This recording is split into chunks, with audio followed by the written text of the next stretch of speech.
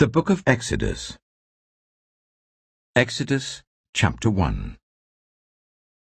These are the names of the sons of Israel, who went to Egypt with Jacob, each with his family. Reuben, Simeon, Levi, and Judah. Issachar, Zebulun, and Benjamin. Dan and Naphtali, Gad and Asher. The descendants of Jacob numbered 70 in all. Joseph was already in Egypt. Now Joseph and all his brothers and all that generation died. But the Israelites were exceedingly fruitful. They multiplied greatly, increased in numbers, and became so numerous that the land was filled with them. Then a new king, to whom Joseph meant nothing, came to power in Egypt. "Look," he said to his people, "the Israelites have become far too numerous for us.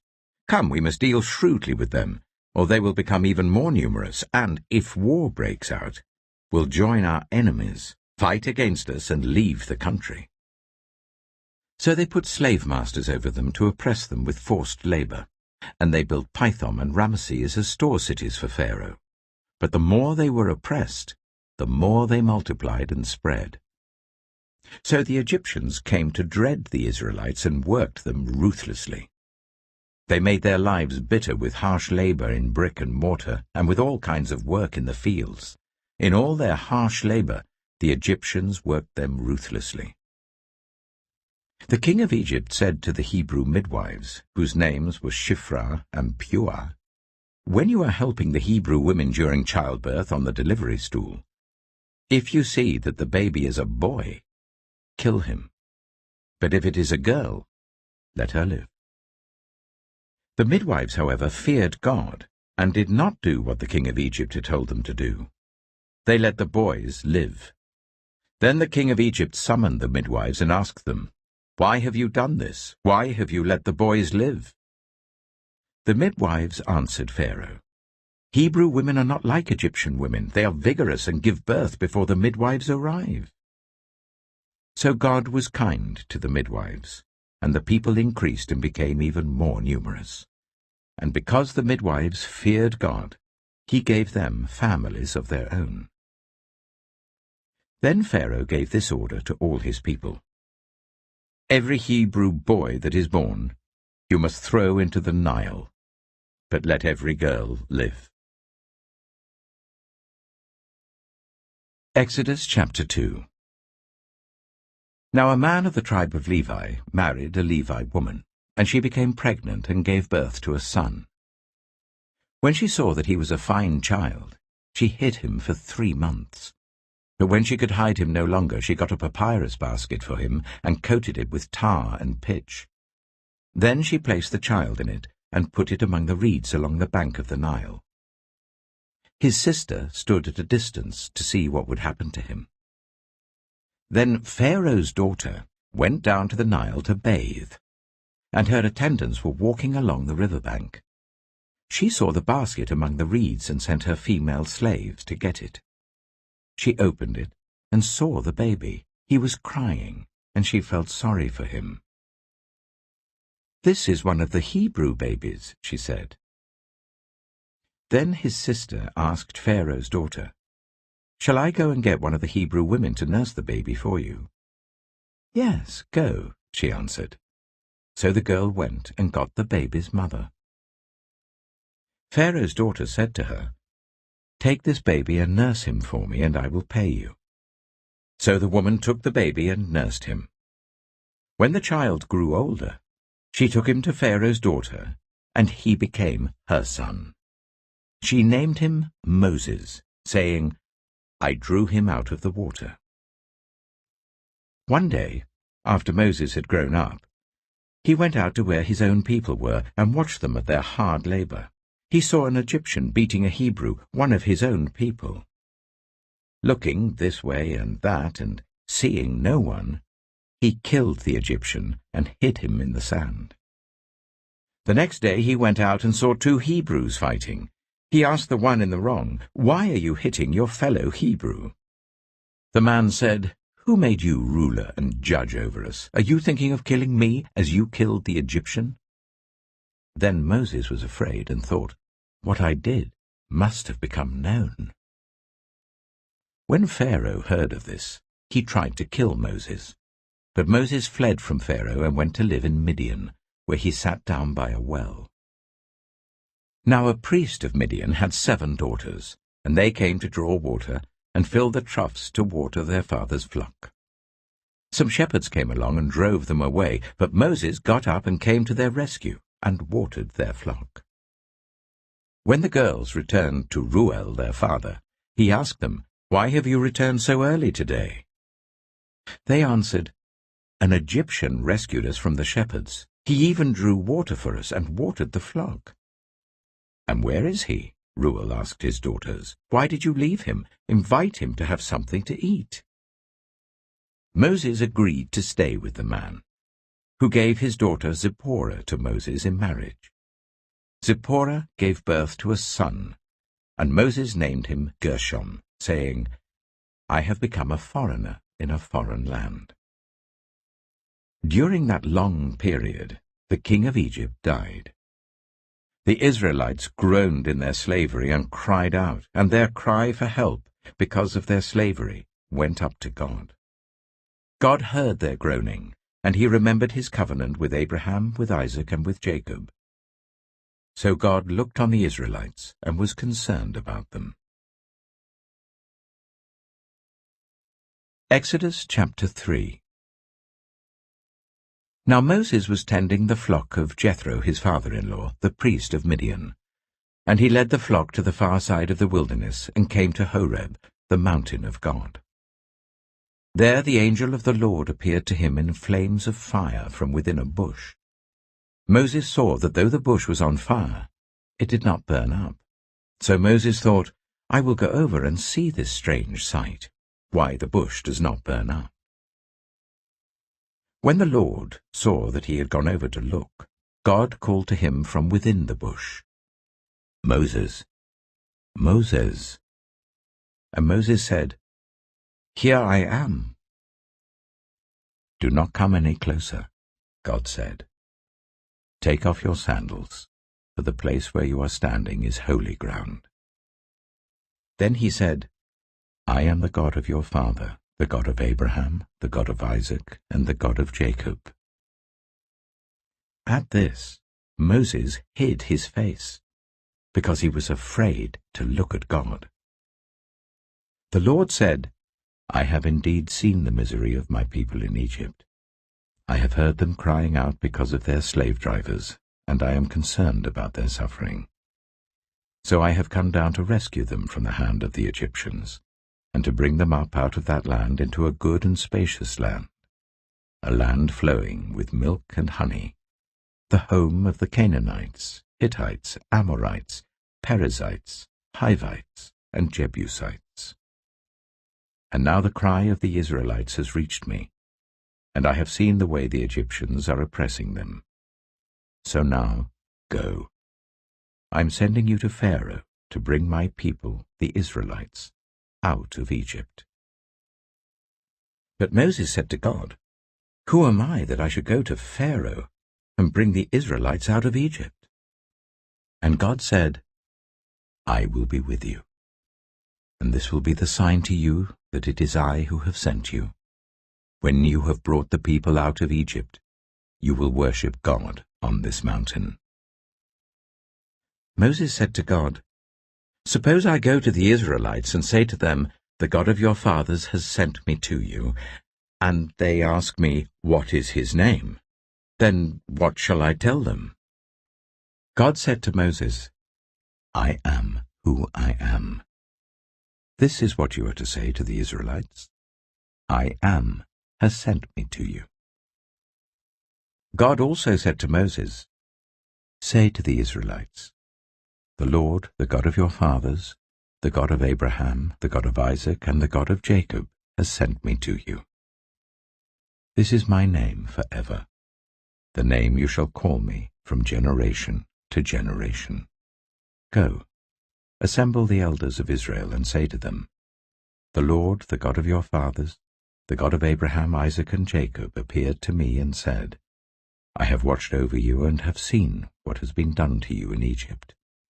And I have promised to bring you up out of your misery in Egypt, into the land of the Canaanites, Hittites, Amorites, Perizzites, Hivites, and Jebusites, a land flowing with milk and honey. The elders of Israel will listen to you. Then you and the elders are to go to the king of Egypt and say to him, The Lord, the God of the Hebrews, has met with us. Let us take a 3-day journey into the wilderness to offer sacrifices to the Lord our God.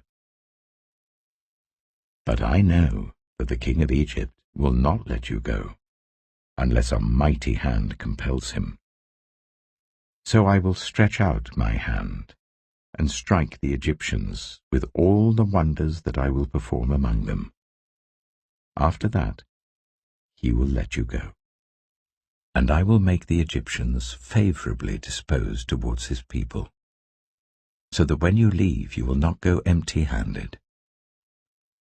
Every woman is to ask her neighbor, and any woman living in her house, for articles of silver and gold and for clothing, which you will put on your sons and daughters, and so you will plunder the Egyptians. Exodus chapter 4. Moses answered, What if they do not believe me or listen to me and say, The Lord did not appear to you? Then the Lord said to him, What is that in your hand? A staff, he replied. The Lord said, Throw it on the ground. Moses threw it on the ground, and it became a snake, and he ran from it. Then the Lord said to him, Reach out your hand and take it by the tail. So Moses reached out and took hold of the snake, and it turned back into a staff in his hand. This, said the Lord, is so that they may believe that the Lord, the God of their fathers, the God of Abraham, the God of Isaac, and the God of Jacob, has appeared to you. Then the Lord said, Put your hand inside your cloak. So Moses put his hand into his cloak, and when he took it out, the skin was leprous. It had become as white as snow. Now put it back into your cloak, he said. So Moses put his hand back into his cloak, and when he took it out, it was restored, like the rest of his flesh. Then the Lord said, If they do not believe you, or pay attention to the first sign, they may believe the second. But if they do not believe these 2 signs or listen to you, take some water from the Nile and pour it on the dry ground. The water you take from the river will become blood on the ground. Moses said to the Lord, Pardon your servant, Lord, I have never been eloquent, neither in the past nor since you have spoken to your servant. I am slow of speech and tongue. The Lord said to him, Who gave human beings their mouths? Who makes them deaf or mute? Who gives them sight or makes them blind? Is it not I, the Lord? Now go, I will help you speak, and will teach you what to say. But Moses said, Pardon your servant, Lord. Please send someone else. Then the Lord's anger burned against Moses, and he said, What about your brother, Aaron the Levite? I know he can speak well. He is already on his way to meet you, and he will be glad to see you. You shall speak to him and put words in his mouth. I will help both of you speak, and will teach you what to do. He will speak to the people for you, and it will be as if he were your mouth, and as if you were God to him. But take this staff in your hand, so that you can perform the signs with it. Then Moses went back to Jethro, his father-in-law, and said to him, Let me return to my own people in Egypt, to see if any of them are still alive. Jethro said, Go, and I wish you well. Now the Lord had said to Moses in Midian, "Go back to Egypt, for all those who wanted to kill you are dead." So Moses took his wife and sons, put them on a donkey, and started back to Egypt. And he took the staff of God in his hand. The Lord said to Moses, "When you return to Egypt, see that you perform before Pharaoh all the wonders I have given you the power to do. But I will harden his heart, so that he will not let the people go. Then say to Pharaoh, 'This is what the Lord says. Israel is my firstborn son, and I told you, let my son go so that he may worship me. But you refuse to let him go, so I will kill your firstborn son.'" At a lodging place on the way, the Lord met Moses and was about to kill him. But Zipporah took a flint knife, cut off her son's foreskin, and touched Moses' feet with it. "Surely you are a bridegroom of blood to me," she said. So the Lord let him alone. At that time she said bridegroom of blood, referring to circumcision. The Lord said to Aaron, "Go into the wilderness to meet Moses." So he met Moses at the mountain of God and kissed him. Then Moses told Aaron everything the Lord had sent him to say, and also about all the signs he had commanded him to perform. Moses and Aaron brought together all the elders of the Israelites, and Aaron told them everything the Lord had said to Moses. He also performed the signs before the people, and they believed. And when they heard that the Lord was concerned about them and had seen their misery, they bowed down and worshipped. Exodus chapter 5. Afterwards Moses and Aaron went to Pharaoh and said, "This is what the Lord, the God of Israel, says, 'Let my people go, so that they may hold a festival to me in the wilderness.'" Pharaoh said, "Who is the Lord that I should obey him, and let Israel go? I do not know the Lord, and I will not let Israel go." Then they said, "The God of the Hebrews has met with us. Now let us take a 3-day journey into the wilderness to offer sacrifices to the Lord our God, or he may strike us with plagues or with the sword." But the king of Egypt said, "Moses and Aaron, why are you taking the people away from their labor? Get back to your work." Then Pharaoh said, "Look, the people of the land are now numerous, and you are stopping them from working." That same day Pharaoh gave this order to the slave drivers and overseers in charge of the people: "You are no longer to supply the people with straw for making bricks. Let them go and gather their own straw, but require them to make the same number of bricks as before. Don't reduce the quota. They're lazy. That is why they're crying out, 'Let us go and sacrifice to our God.' Make the work harder for the people, so that they keep working and pay no attention to lies." Then the slave drivers and the overseers went out and said to the people, "This is what Pharaoh says, 'I will not give you any more straw. Go and get your own straw wherever you can find it, but your work will not be reduced at all.'" So the people scattered all over Egypt to gather stubble to use for straw. The slave drivers kept pressing them, saying, "Complete the work required of you for each day, just as when you had straw." And Pharaoh's slave drivers beat the Israelite overseers they had appointed, demanding, "Why haven't you met your quota of bricks yesterday or today, as before?"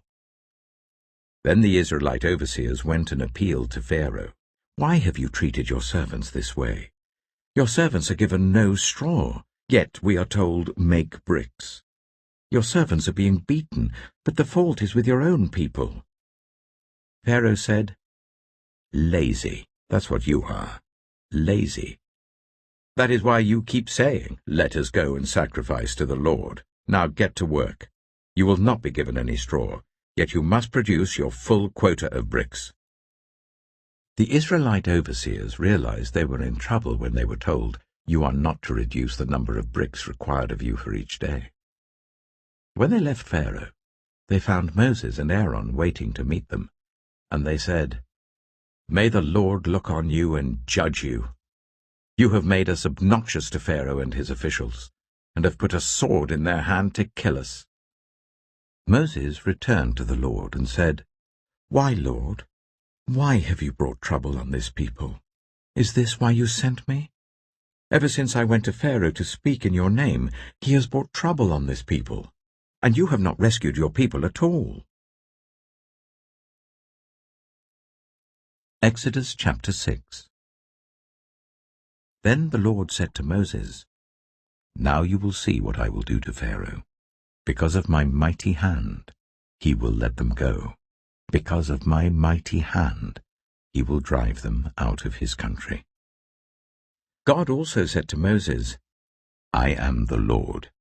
I appeared to Abraham, to Isaac, and to Jacob as God Almighty, but by my name, the Lord, I did not make myself known to them.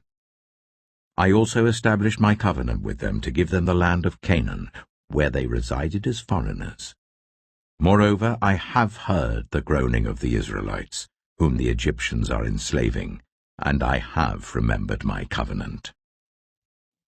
Therefore say to the Israelites, I am the Lord, and I will bring you out from under the yoke of the Egyptians. I will free you from being slaves to them. I will redeem you with an outstretched arm and with mighty acts of judgment. I will take you as my own people, and I will be your God.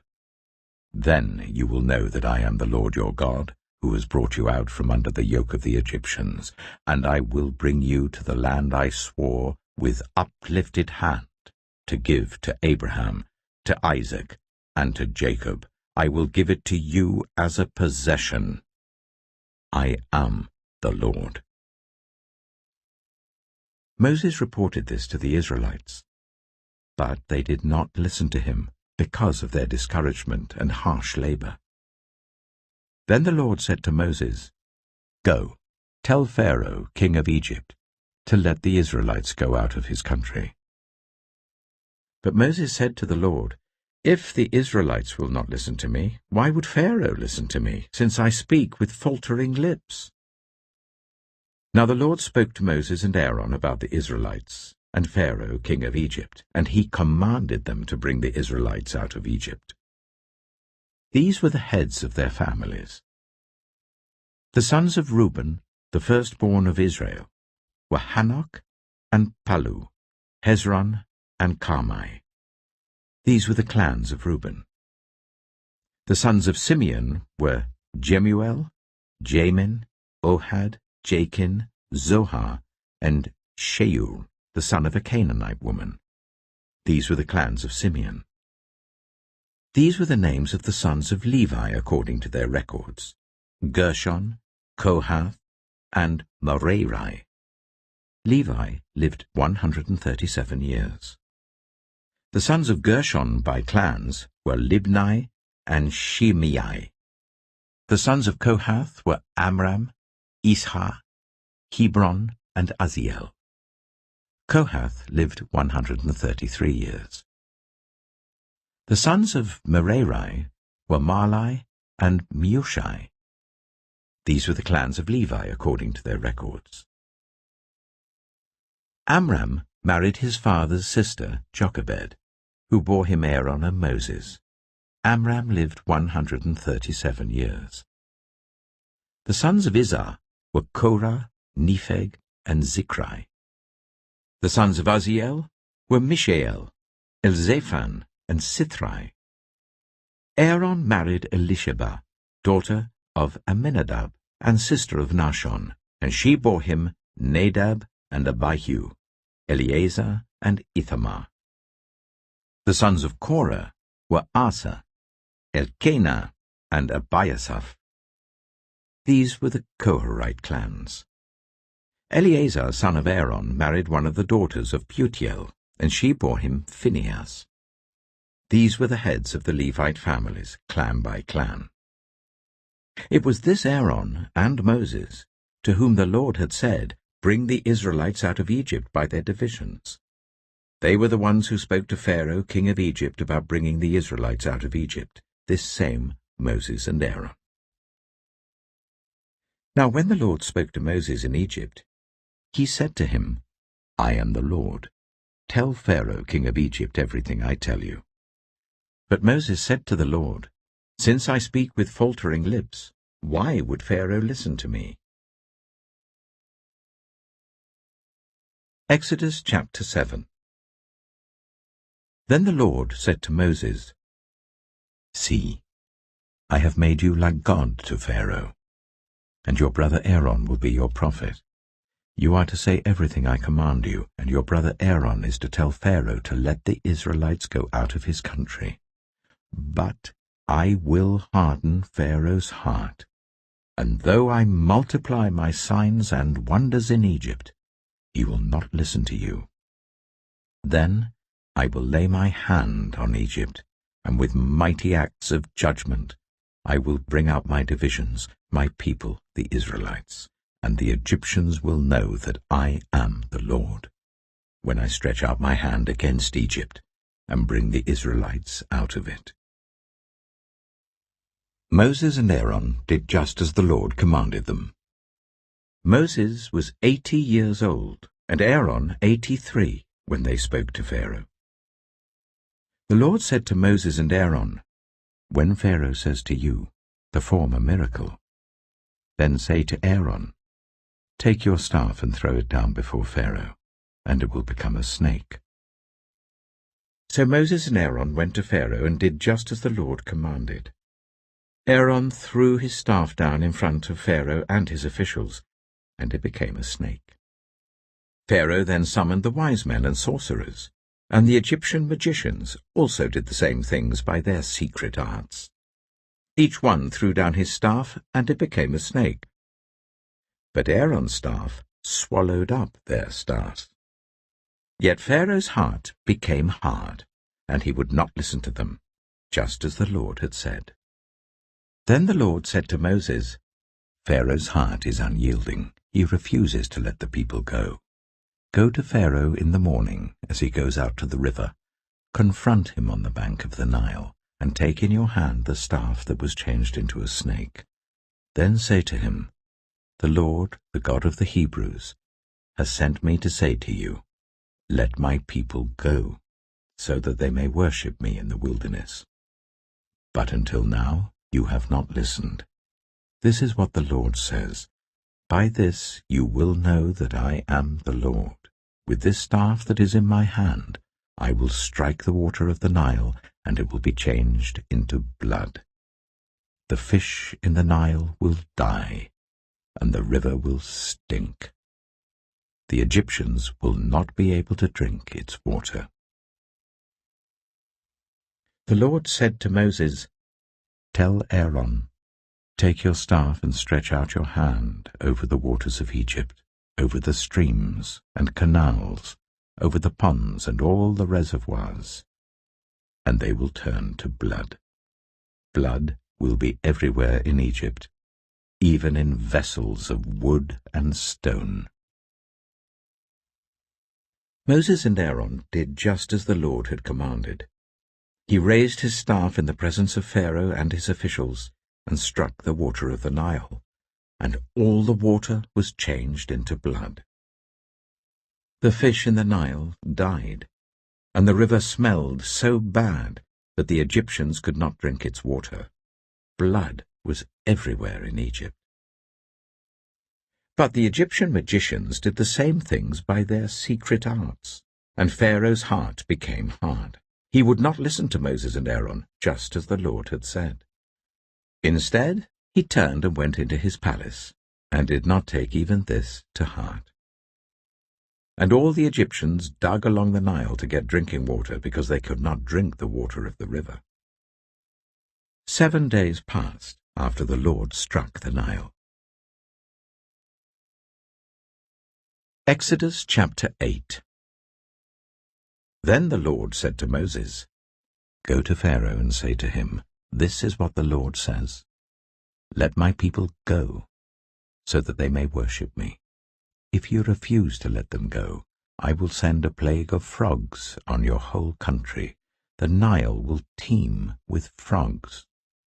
They will come up into your palace, and your bedroom, and onto your bed, into the houses of your officials and on your people, and into your ovens and kneading troughs.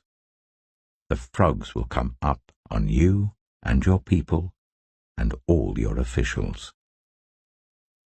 Then the Lord said to Moses, "Tell Aaron, stretch out your hand with your staff over the streams and canals and ponds, and make frogs come up on the land of Egypt." So Aaron stretched out his hand over the waters of Egypt, and the frogs came up and covered the land. But the magicians did the same things by their secret arts. They also made frogs come up on the land of Egypt. Pharaoh summoned Moses and Aaron and said, "Pray to the Lord to take the frogs away from me and my people, and I will let your people go to offer sacrifices to the Lord." Moses said to Pharaoh, "I leave to you the honor of setting the time for me to pray for you, and your officials and your people, that you and your houses may be rid of the frogs, except for those that remain in the Nile." "Tomorrow," Pharaoh said. Moses replied, "It will be as you say, so that you may know there is no one like the Lord our God. The frogs will leave you and your houses, your officials and your people. They will remain only in the Nile." After Moses and Aaron left Pharaoh, Moses cried out to the Lord about the frogs he had brought on Pharaoh, and the Lord did what Moses asked. The frogs died in the houses, in the courtyards, and in the fields. They were piled into heaps, and the land reeked of them. But when Pharaoh saw that there was relief, he hardened his heart and would not listen to Moses and Aaron, just as the Lord had said. Then the Lord said to Moses, "Tell Aaron, stretch out your staff and strike the dust of the ground, and throughout the land of Egypt the dust will become gnats." They did this, and when Aaron stretched out his hand with the staff and struck the dust of the ground, gnats came on people and animals. All the dust throughout the land of Egypt became gnats. But when the magicians tried to produce gnats by their secret arts, they could not. Since the gnats were on people and animals everywhere, the magicians said to Pharaoh, "This is the finger of God." But Pharaoh's heart was hard, and he would not listen, just as the Lord had said. Then the Lord said to Moses, "Get up early in the morning and confront Pharaoh as he goes to the river, and say to him, 'This is what the Lord says. Let my people go, so that they may worship me. If you do not let my people go, I will send swarms of flies on you and your officials, on your people and into your houses. The houses of the Egyptians will be full of flies. Even the ground will be covered with them. But on that day I will deal differently with the land of Goshen, where my people live. No swarms of flies will be there, so that you will know that I, the Lord, am in this land. I will make a distinction between my people and your people. This sign will occur tomorrow." And the Lord did this. Dense swarms of flies poured into Pharaoh's palace and into the houses of his officials. Throughout Egypt the land was ruined by the flies. Then Pharaoh summoned Moses and Aaron and said, "Go, sacrifice to your God here in the land." But Moses said, "That would not be right. The sacrifices we offer the Lord our God would be detestable to the Egyptians. And if we offer sacrifices that are detestable in their eyes, will they not stone us? We must take a 3-day journey into the wilderness to offer sacrifices to the Lord our God, as he commands us." Pharaoh said, "I will let you go to offer sacrifices to the Lord your God in the wilderness, but you must not go very far. Now pray for me." Moses answered, "As soon as I leave you, I will pray to the Lord, and tomorrow the flies will leave Pharaoh and his officials and his people. Only let Pharaoh be sure that he does not act deceitfully again, by not letting the people go to offer sacrifices to the Lord. Then Moses left Pharaoh and prayed to the Lord, and the Lord did what Moses asked. The flies left Pharaoh and his officials and his people. Not a fly remained. But this time also Pharaoh hardened his heart and would not let the people go. Exodus chapter 9. Then the Lord said to Moses, "Go to Pharaoh and say to him, 'This is what the Lord, the God of the Hebrews, says. Let my people go, so that they may worship me. If you refuse to let them go and continue to hold them back, the hand of the Lord will bring a terrible plague on your livestock in the field, on your horses, donkeys, and camels, and on your cattle, sheep, and goats. But the Lord will make a distinction between the livestock of Israel and that of Egypt, so that no animal belonging to the Israelites will die.'" The Lord set a time and said, "Tomorrow the Lord will do this in the land." And the next day the Lord did it. All the livestock of the Egyptians died, but not one animal belonging to the Israelites died.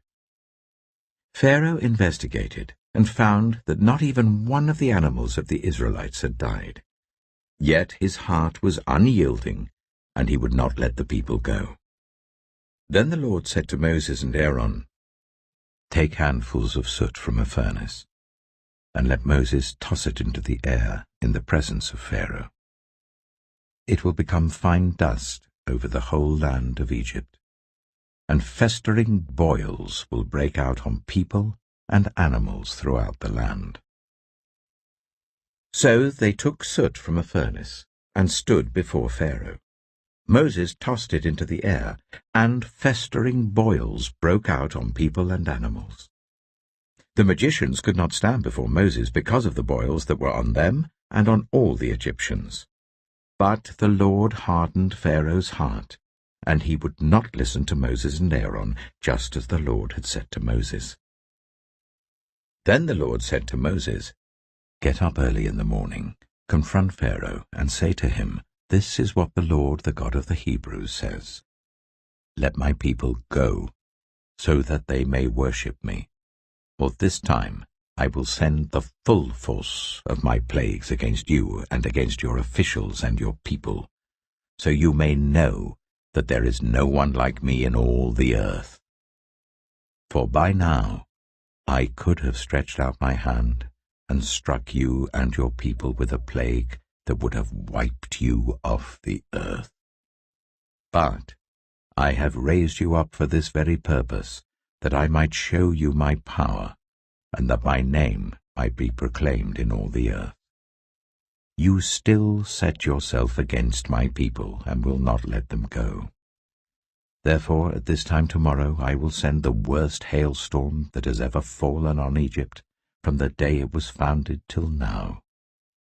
Give an order now to bring your livestock and everything you have in the field to a place of shelter, because the hail will fall on every person and animal that has not been brought in and is still out in the field, and they will die." Those officials of Pharaoh who feared the word of the Lord hurried to bring their slaves and their livestock inside. But those who ignored the word of the Lord left their slaves and livestock in the field. Then the Lord said to Moses, "Stretch out your hand towards the sky so that hail will fall all over Egypt, on people and animals and on everything growing in the fields of Egypt." When Moses stretched out his staff towards the sky, the Lord sent thunder and hail, and lightning flashed down to the ground. So the Lord rained hail on the land of Egypt. Hail fell, and lightning flashed back and forth. It was the worst storm in all the land of Egypt since it had become a nation. Throughout Egypt, hail struck everything in the fields, both people and animals. It beat down everything growing in the fields and stripped every tree. The only place it did not hail was the land of Goshen, where the Israelites were. Then Pharaoh summoned Moses and Aaron. "This time I have sinned," he said to them. "The Lord is in the right, and I and my people are in the wrong. Pray to the Lord, for we have had enough thunder and hail. I will let you go. You don't have to stay any longer." Moses replied, "When I have gone out of the city, I will spread out my hands in prayer to the Lord. The thunder will stop, and there will be no more hail, so you may know that the earth is the Lord's. But I know that you and your officials still do not fear the Lord God." The flax and barley were destroyed, since the barley was in the ear and the flax was in bloom. The wheat and spelt, however, were not destroyed, because they ripened later. Then Moses left Pharaoh and went out of the city. He spread his hands towards the Lord. The thunder and hail stopped, and the rain no longer poured down on the land. When Pharaoh saw that the rain and hail and thunder had stopped, he sinned again. He and his officials hardened their hearts. So Pharaoh's heart was hard, and he would not let the Israelites go, just as the Lord had said through Moses. Exodus chapter 10. Then the Lord said to Moses, "Go to Pharaoh, for I have hardened his heart and the hearts of his officials, so that I may perform these signs of mine among them, that you may tell your children and grandchildren how I dealt harshly with the Egyptians, and how I performed my signs among them, and that you may know that I am the Lord." So Moses and Aaron went to Pharaoh and said to him, "This is what the Lord, the God of the Hebrews, says. How long will you refuse to humble yourself before me? Let my people go, so that they may worship me. If you refuse to let them go, I will bring locusts into your country tomorrow. They will cover the face of the ground, so that it cannot be seen. They will devour what little you have left after the hail, including every tree that is growing in your fields. They will fill your houses and those of all your officials and all the Egyptians, something neither your parents nor your ancestors have ever seen, from the day they settled in this land till now." Then Moses turned and left Pharaoh. Pharaoh's officials said to him, "How long will this man be a snare to us? Let the people go, so that they may worship the Lord their God. Do you not realize that Egypt is ruined?" Then Moses and Aaron were brought back to Pharaoh. "Go worship the Lord your God," he said. "But tell me who will be going." Moses answered, "We will go with our young and our old, with our sons and our daughters, and with our flocks and herds, because we are to celebrate a festival to the Lord." Pharaoh said, "The Lord be with you, if I let you go, along with your women and children. Clearly you are bent on evil. No, let only the men go and worship the Lord, since that's what you have been asking for." Then Moses and Aaron were driven out of Pharaoh's presence. And the Lord said to Moses, "Stretch out your hand over Egypt, so that locusts swarm over the land and devour everything growing in the fields, everything left by the hail." So Moses stretched out his staff over Egypt, and the Lord made an east wind blow across the land all that day and all that night. By morning the wind had brought the locusts. They invaded all Egypt, and settled down in every area of the country in great numbers. Never before had there been such a plague of locusts, nor will there ever be again. They covered all the ground until it was black. They devoured all that was left after the hail, everything growing in the fields and the fruit on the trees. Nothing green remained on tree or plant in all the land of Egypt. Pharaoh quickly summoned Moses and Aaron and said, "I have sinned against the Lord your God and against you. Now forgive my sin once more. and pray to the Lord your God to take this deadly plague away from me." Moses then left Pharaoh and prayed to the Lord. And the Lord changed the wind to a very strong west wind, which caught up the locusts and carried them into the Red Sea. Not a locust was left anywhere in Egypt. But the Lord hardened Pharaoh's heart, and he would not let the Israelites go. Then the Lord said to Moses, "Stretch out your hand towards the sky, so that darkness spreads over Egypt, darkness that can be felt." So Moses stretched out his hand towards the sky, and total darkness covered all Egypt for 3 days. No one could see anyone else or move about for 3 days. Yet all the Israelites had light in the places where they lived. Then Pharaoh summoned Moses and said, "Go, worship the Lord. Even your women and children may go with you, only leave your flocks and herds behind." But Moses said, "You must allow us to have sacrifices and burnt offerings to present to the Lord our God. Our livestock, too, must go with us. Not a hoof is to be left behind. We have to use some of them in worshipping the Lord our God, and until we get there, we will not know what we are to use to worship the Lord." But the Lord hardened Pharaoh's heart, and he was not willing to let them go. Pharaoh said to Moses, "Get out of my sight. Make sure you do not appear before me again. The day you see my face, you will die." "Just as you say," Moses replied. "I will never appear before you again." Exodus chapter 11. Now the Lord said to Moses, "I will bring one more plague on Pharaoh and on Egypt. After that, he will let you go from here, and when he does, he will drive you out completely. Tell the people that men and women alike are to ask their neighbors for articles of silver and gold." The Lord made the Egyptians favorably disposed towards the people, and Moses himself was highly regarded in Egypt by Pharaoh's officials and by the people. So Moses said, "This is what the Lord says, about midnight I will go throughout Egypt.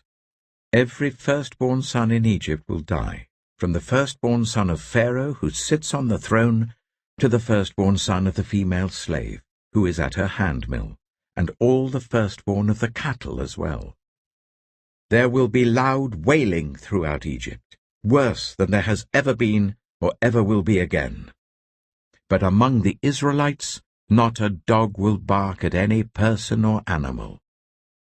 Then you will know that the Lord makes a distinction between Egypt and Israel. All these officials of yours will come to me, bowing down before me, and saying, 'Go, you and all the people who follow you.' After that, I will leave." Then Moses, hot with anger, left Pharaoh. The Lord had said to Moses, "Pharaoh will refuse to listen to you, so that my wonders may be multiplied in Egypt." Moses and Aaron performed all these wonders before Pharaoh, but the Lord hardened Pharaoh's heart, and he would not let the Israelites go out of his country. Exodus chapter 12. The Lord said to Moses and Aaron in Egypt, "This month is to be for you the first month of your year. Tell the whole community of Israel that on the 10th day of this month each man is to take a lamb for his family, one for each household. If any household is too small for a whole lamb, they must share one with their nearest neighbor, having taken into account the number of people there are. You are to determine the amount of lamb needed in accordance with what each person will eat. The animals you choose must be year-old males, without defect, and you may take them from the sheep or the goats. Take care of them until the 14th day of the month, when all the members of the community of Israel must slaughter them at twilight. Then they are to take some of the blood and put it on the sides and tops of the door frames of the houses where they eat the lambs. That same night they are to eat the meat roasted over the fire, along with bitter herbs and bread made without yeast. Do not eat the meat raw or boiled in water, but roast it over a fire, with the head, legs, and internal organs. Do not leave any of it till morning. If some is left till morning, you must burn it. This is how you are to eat it, with your cloak tucked into your belt, your sandals on your feet, and your staff in your hand. Eat it in haste. It is the Lord's Passover. On that same night I will pass through Egypt, and strike down every firstborn of both people and animals, and I will bring judgment on all the gods of Egypt. I am the Lord. The blood will be a sign for you on the houses where you are, and when I see the blood, I will pass over you. No destructive plague will touch you when I strike Egypt. This is a day you are to commemorate. For the generations to come you shall celebrate it as a festival to the Lord, a lasting ordinance. For 7 days you are to eat bread made without yeast. On the first day remove the yeast from your houses, for whoever eats anything with yeast in it from the first day until the 7th must be cut off from Israel. On the first day hold a sacred assembly, and another one on the 7th day. Do no work at all on these days, except to prepare food for everyone to eat. That is all you may do. Celebrate the festival of unleavened bread, because it was on this very day that I brought your divisions out of Egypt. Celebrate this day as a lasting ordinance for the generations to come. In the 1st month you are to eat bread made without yeast, from the evening of the 14th day until the evening of the 21st day. For 7 days no yeast is to be found in your houses, and anyone, whether foreigner or native-born, who eats anything with yeast in it, must be cut off from the community of Israel. Eat nothing made with yeast. Wherever you live, you must eat unleavened bread. Then Moses summoned all the elders of Israel and said to them, Go at once and select the animals for your families and slaughter the Passover lamb. Take a bunch of hyssop, dip it into the blood in the basin, and put some of the blood on the top and on both sides of the doorframe. None of you shall go out of the door of your house until morning. When the Lord goes through the land to strike down the Egyptians, he will see the blood on the top and sides of the doorframe, and will pass over that doorway, and he will not permit the destroyer to enter your houses and strike you down. Obey these instructions as a lasting ordinance for you and your descendants. When you enter the land that the Lord will give you as he promised, observe this ceremony. And when your children ask you, What does this ceremony mean to you? Then tell them, It is the Passover sacrifice to the Lord, who passed over the houses of the Israelites in Egypt and spared our homes when he struck down the Egyptians. Then the people bowed down and worshipped. The Israelites did just what the Lord commanded Moses and Aaron. At midnight, the Lord struck down all the firstborn in Egypt, from the firstborn of Pharaoh who sat on the throne, to the firstborn of the prisoner who was in the dungeon, and the firstborn of all the livestock as well. Pharaoh and all his officials and all the Egyptians got up during the night, and there was loud wailing in Egypt, for there was not a house without someone dead. During the night, Pharaoh summoned Moses and Aaron and said, Up, leave my people, you and the Israelites. Go worship the Lord as you have requested. Take your flocks and herds, as you have said, and go. And also bless me." The Egyptians urged the people to hurry and leave the country. "For otherwise," they said, "we will all die." So the people took their dough before the yeast was added and carried it on their shoulders in kneading troughs wrapped in clothing. The Israelites did as Moses instructed and asked the Egyptians for articles of silver and gold and for clothing.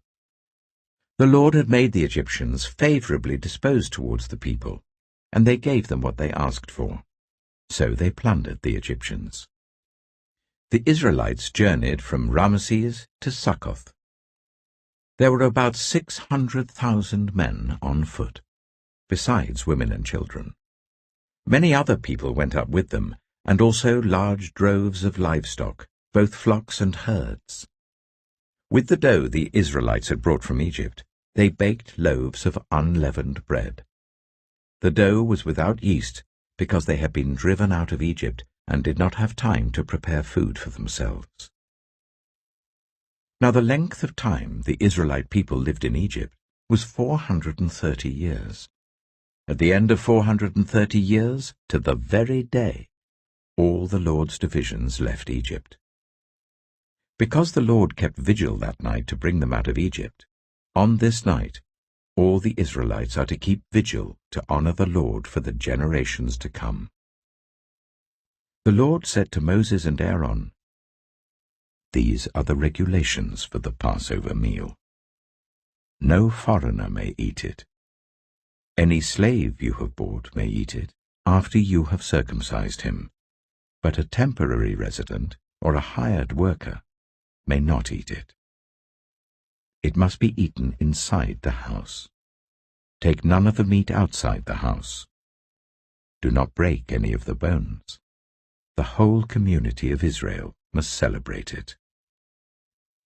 A foreigner residing among you who wants to celebrate the Lord's Passover must have all the males in his household circumcised.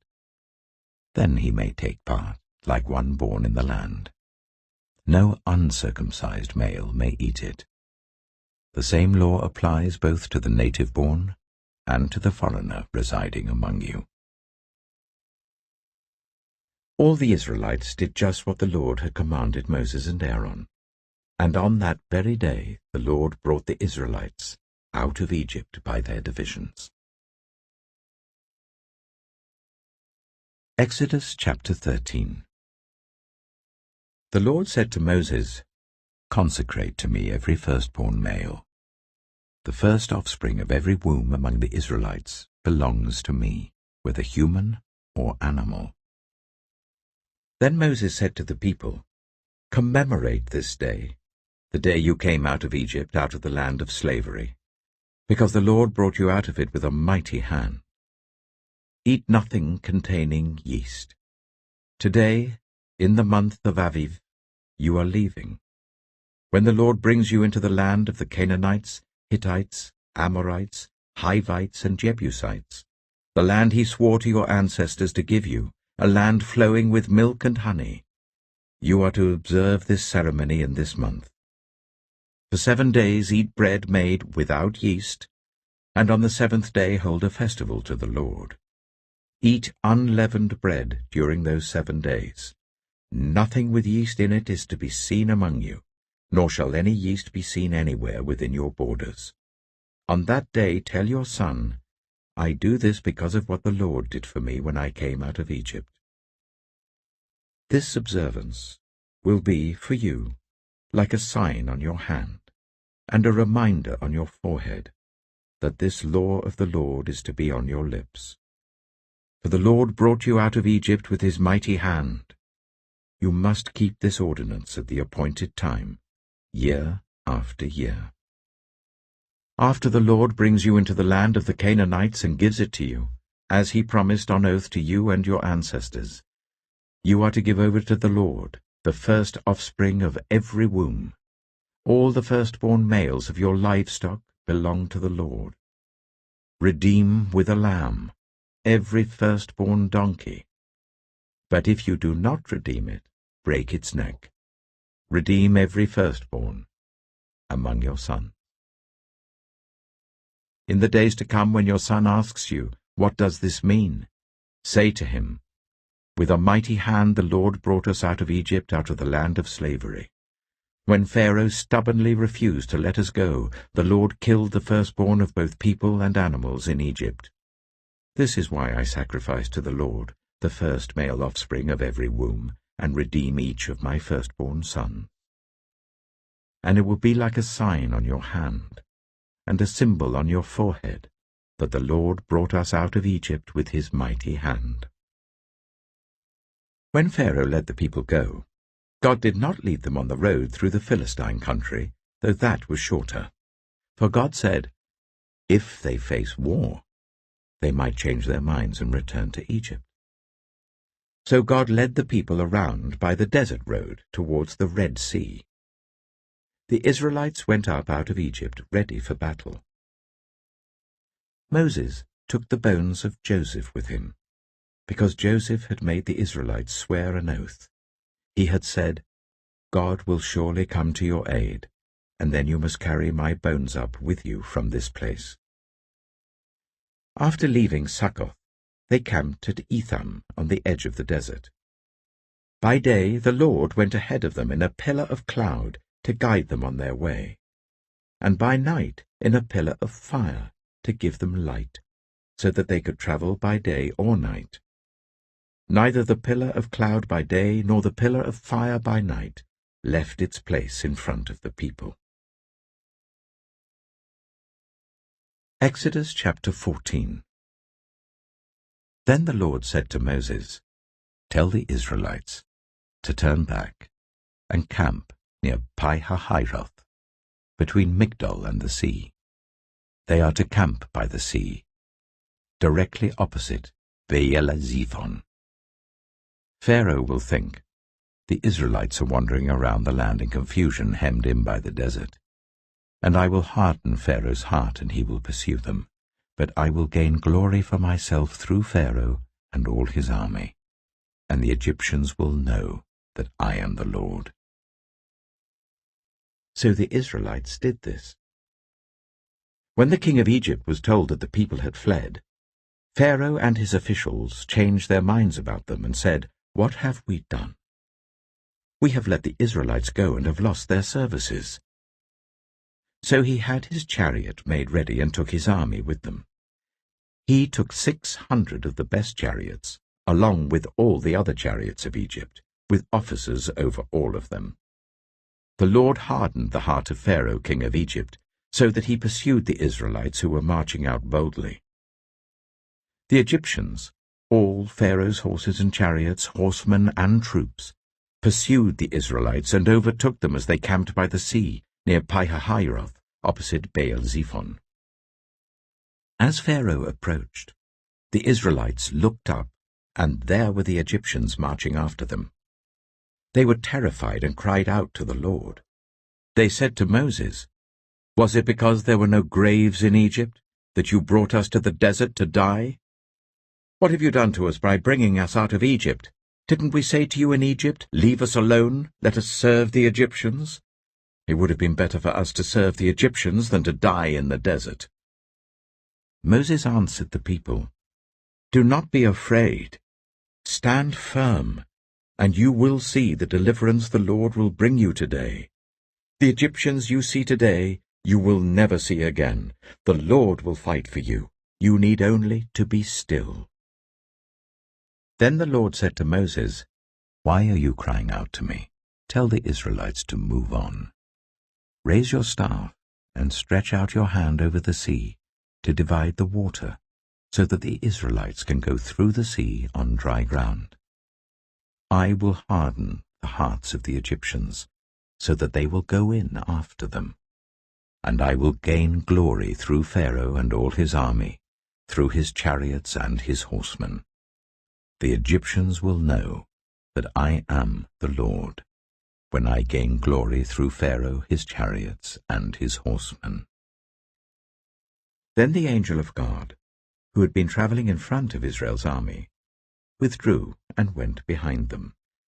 The pillar of cloud also moved from in front and stood behind them, coming between the armies of Egypt and Israel. Throughout the night the cloud brought darkness to the one side and light to the other, so neither went near the other all night long.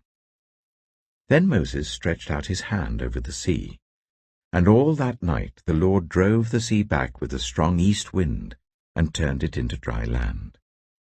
The waters were divided, and the Israelites went through the sea on dry ground, with a wall of water on their right and on their left. The Egyptians pursued them, and all Pharaoh's horses and chariots and horsemen followed them into the sea. During the last watch of the night, the Lord looked down from the pillar of fire and cloud at the Egyptian army and threw it into confusion. He jammed the wheels of their chariots so that they had difficulty driving. And the Egyptians said, "Let's get away from the Israelites. The Lord is fighting for them against Egypt." Then the Lord said to Moses, "Stretch out your hand over the sea, so that the waters may flow back over the Egyptians and their chariots and horsemen." Moses stretched out his hand over the sea, and at daybreak the sea went back to its place. The Egyptians were fleeing towards it, and the Lord swept them into the sea. The water flowed back and covered the chariots and horsemen, the entire army of Pharaoh that had followed the Israelites into the sea. Not one of them survived. But the Israelites went through the sea on dry ground, with a wall of water on their right and on their left. That day the Lord saved Israel from the hands of the Egyptians, and Israel saw the Egyptians lying dead on the shore. And when the Israelites saw the mighty hand of the Lord displayed against the Egyptians, the people feared the Lord, and put their trust in him and in Moses his servant. Exodus chapter 15.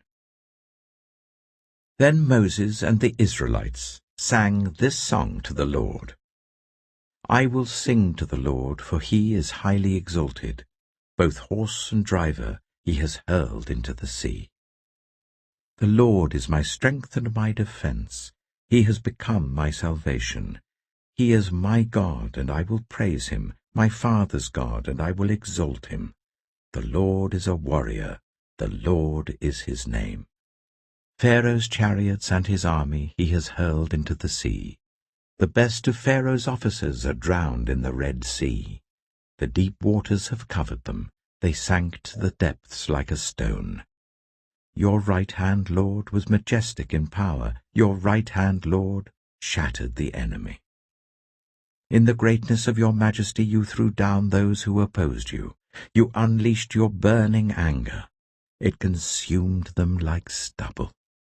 By the blast of your nostrils the waters piled up.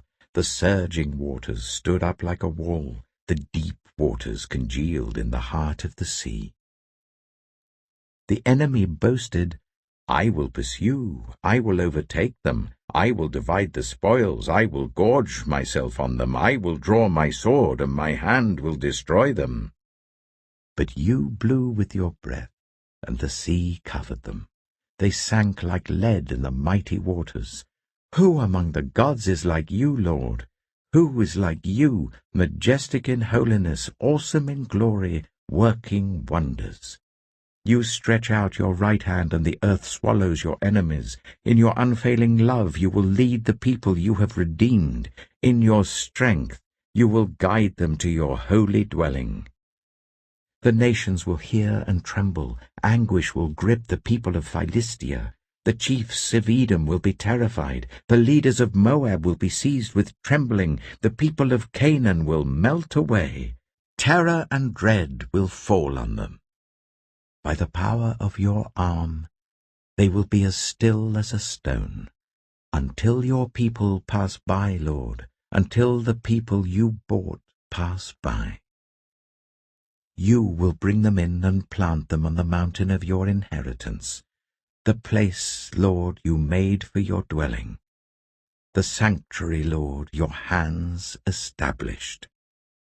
The Lord reigns for ever and ever.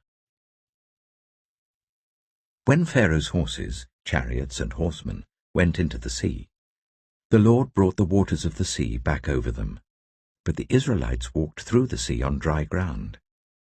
Then Miriam, the prophet, Aaron's sister, took a tambourine in her hand, and all the women followed her with tambourines and dancing.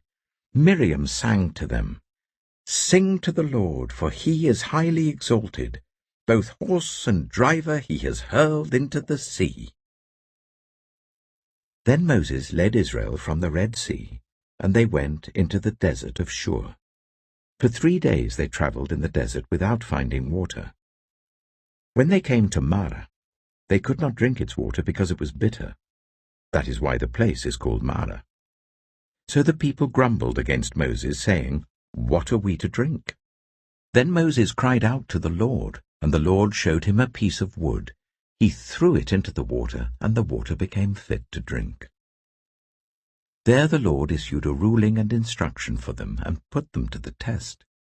He said, "If you listen carefully to the Lord your God and do what is right in his eyes, if you pay attention to his commands and keep all his decrees, I will not bring on you any of the diseases I brought on the Egyptians, for I am the Lord who heals you." Then they came to Elim, where there were 12 springs and 70 palm trees, and they camped there near the water. Exodus chapter 16. The whole Israelite community set out from Elim and came to the desert of Sin, which is between Elim and Sinai, on the 15th day of the 2nd month after they had come out of Egypt. In the desert, the whole community grumbled against Moses and Aaron. The Israelites said to them, "If only we had died by the Lord's hand in Egypt. There we sat round pots of meat and ate all the food we wanted, but you have brought us out into this desert to starve this entire assembly to death." Then the Lord said to Moses, "I will rain down bread from heaven for you. The people are to go out each day and gather enough for that day. In this way I will test them and see whether they will follow my instructions. On the 6th day they are to prepare what they bring in, and that is to be twice as much as they gather on the other days." So Moses and Aaron said to all the Israelites, "In the evening you will know that it was the Lord who brought you out of Egypt, and in the morning you will see the glory of the Lord, because he has heard your grumbling against him. Who are we that you should grumble against us?" Moses also said, "You will know that it was the Lord when he gives you meat to eat in the evening, and all the bread you want in the morning, because he has heard your grumbling against him. Who are we? You are not grumbling against us, but against the Lord." Then Moses told Aaron, "Say to the entire Israelite community, 'Come before the Lord, for he has heard your grumbling.'" While Aaron was speaking to the whole Israelite community, they looked towards the desert, and there was the glory of the Lord appearing in the cloud. The Lord said to Moses, "I have heard the grumbling of the Israelites. Tell them, at twilight you will eat meat, and in the morning you will be filled with bread. Then you will know that I am the Lord your God." That evening quail came and covered the camp, and in the morning there was a layer of dew around the camp. When the dew was gone, thin flakes like frost on the ground appeared on the desert floor. When the Israelites saw it, they said to each other, "What is it?" For they did not know what it was. Moses said to them, "It is the bread the Lord has given you to eat. This is what the Lord has commanded. Everyone is to gather as much as they need. Take an omer for each person you have in your tent." The Israelites did as they were told. Some gathered much, some little. And when they measured it by the omer, the one who gathered much did not have too much, and the one who gathered little did not have too little. Everyone had gathered just as much as they needed. Then Moses said to them, "No one is to keep any of it until morning." However, some of them paid no attention to Moses. They kept part of it until morning, but it was full of maggots and began to smell. So Moses was angry with them. Each morning, everyone gathered as much as they needed, and when the sun grew hot, it melted away. On the 6th day, they gathered twice as much, 2 omers for each person. And the leaders of the community came and reported this to Moses. He said to them, "This is what the Lord commanded. Tomorrow is to be a day of Sabbath rest, a holy Sabbath to the Lord. So bake what you want to bake and boil what you want to boil. Save whatever is left and keep it until morning." So they saved it until morning as Moses commanded, and it did not stink or get maggots in it. "Eat it today," Moses said, "because today is a Sabbath to the Lord. You will not find any of it on the ground today. 6 days you are to gather it, but on the 7th day, the Sabbath, there will not be any." Nevertheless, some of the people went out on the 7th day to gather it, but they found none. Then the Lord said to Moses, "How long will you refuse to keep my commands and my instructions? Bear in mind that the Lord has given you the Sabbath. That is why on the 6th day he gives you bread for 2 days. Everyone is to stay where they are on the 7th day. No one is to go out." So the people rested on the 7th day. The people of Israel called the bread manna. It was white like coriander seed and tasted like wafers made with honey. Moses said, "This is what the Lord has commanded. Take an omer of manna and keep it for the generations to come, so that they can see the bread I gave you to eat in the wilderness when I brought you out of Egypt." So Moses said to Aaron, "Take a jar and put an omer of manna in it. Then place it before the Lord to be kept for the generations to come." As the Lord commanded Moses, Aaron put the manna with the tablets of the covenant law that it might be preserved. The Israelites ate manna for 40 years, until they came to a land that was settled. They ate manna until they reached the border of Canaan. An omer is 1/10 of an ephah. Exodus chapter 17.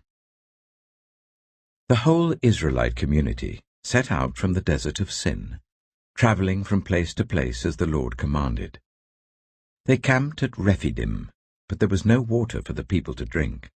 So they quarreled with Moses and said, "Give us water to drink." Moses replied, "Why do you quarrel with me? Why do you put the Lord to the test?"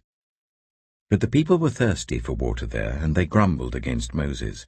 They said, "Why did you bring us up out of Egypt to make us and our children and our livestock die of thirst?" Then Moses cried out to the Lord, "What am I to do with these people? They are almost ready to stone me." The Lord answered Moses, "Go out in front of the people. Take with you some of the elders of Israel, and take in your hand the staff with which you struck the Nile, and go. I will stand there before you by the rock at Horeb. Strike the rock, and water will come out of it for the people to drink." So Moses did this in the sight of the elders of Israel. And he called the place Massah and Meribah, because the Israelites quarreled, and because they tested the Lord, saying, "Is the Lord among us or not?" The Amalekites came and attacked the Israelites at Rephidim. Moses said to Joshua, "Choose some of our men and go out to fight the Amalekites. Tomorrow I will stand on top of the hill with the staff of God in my hands." So Joshua fought the Amalekites as Moses had ordered, and Moses, Aaron, and Hur went to the top of the hill. As long as Moses held up his hands, the Israelites were winning, but whenever he lowered his hands, the Amalekites were winning. When Moses' hands grew tired, they took a stone and put it under him, and he sat on it. Aaron and Hur held his hands up, one on one side, one on the other, so that his hands remained steady till sunset. So Joshua overcame the Amalekite army with the sword. Then the Lord said to Moses, "Write this on a scroll, as something to be remembered, and make sure that Joshua hears it, because I will completely blot out the name of Amalek from under heaven." Moses built an altar and called it, "The Lord is my banner." He said, "Because hands were lifted up against the throne of the Lord will be at war against the Amalekites from generation to generation." Exodus chapter 18. Now Jethro, the priest of Midian and father-in-law of Moses, heard of everything God had done for Moses and for his people Israel, and how the Lord had brought Israel out of Egypt. After Moses had sent away his wife Zipporah, his father-in-law Jethro received her and her 2 sons. One son was named Gershom, for Moses said, "I have become a foreigner in a foreign land." And the other was named Eleazar, for he said, "My father's God was my helper. He saved me from the sword of Pharaoh." Jethro, Moses' father-in-law, together with Moses' sons and wife, came to him in the wilderness where he was camped near the mountain of God. Jethro had sent word to him, "I, your father-in-law Jethro, am coming to you with your wife and her 2 sons." So Moses went out to meet his father-in-law and bowed down and kissed him. They greeted each other and then went into the tent. Moses told his father-in-law about everything the Lord had done to Pharaoh and the Egyptians for Israel's sake, and about all the hardships they had met along the way, and how the Lord had saved them. Jethro was delighted to hear about all the good things the Lord had done for Israel in rescuing them from the hand of the Egyptians. He said, "Praise be to the Lord, who rescued you from the hand of the Egyptians and of Pharaoh, and who rescued the people from the hand of the Egyptians. Now I know that the Lord is greater than all other gods, for he did this to those who had treated Israel arrogantly." Then Jethro, Moses' father-in-law, brought a burnt offering and other sacrifices to God. And Aaron came with all the elders of Israel to eat a meal with Moses' father-in-law in the presence of God. The next day, Moses took his seat to serve as judge for the people, and they stood round him from morning till evening. When his father-in-law saw all that Moses was doing for the people, he said, "What is this you are doing for the people? Why do you alone sit as judge, while all these people stand round you from morning till evening?" Moses answered him, "Because the people come to me to seek God's will. Whenever they have a dispute, it is brought to me, and I decide between the parties and inform them of God's decrees and instructions." Moses' father-in-law replied, "What you are doing is not good. You and these people who come to you will only wear yourselves out. The work is too heavy for you. You cannot handle it alone. Listen now to me, and I will give you some advice, and may God be with you. You must be the people's representative before God and bring their disputes to him. Teach them his decrees and instructions, and show them the way they are to live and how they are to behave.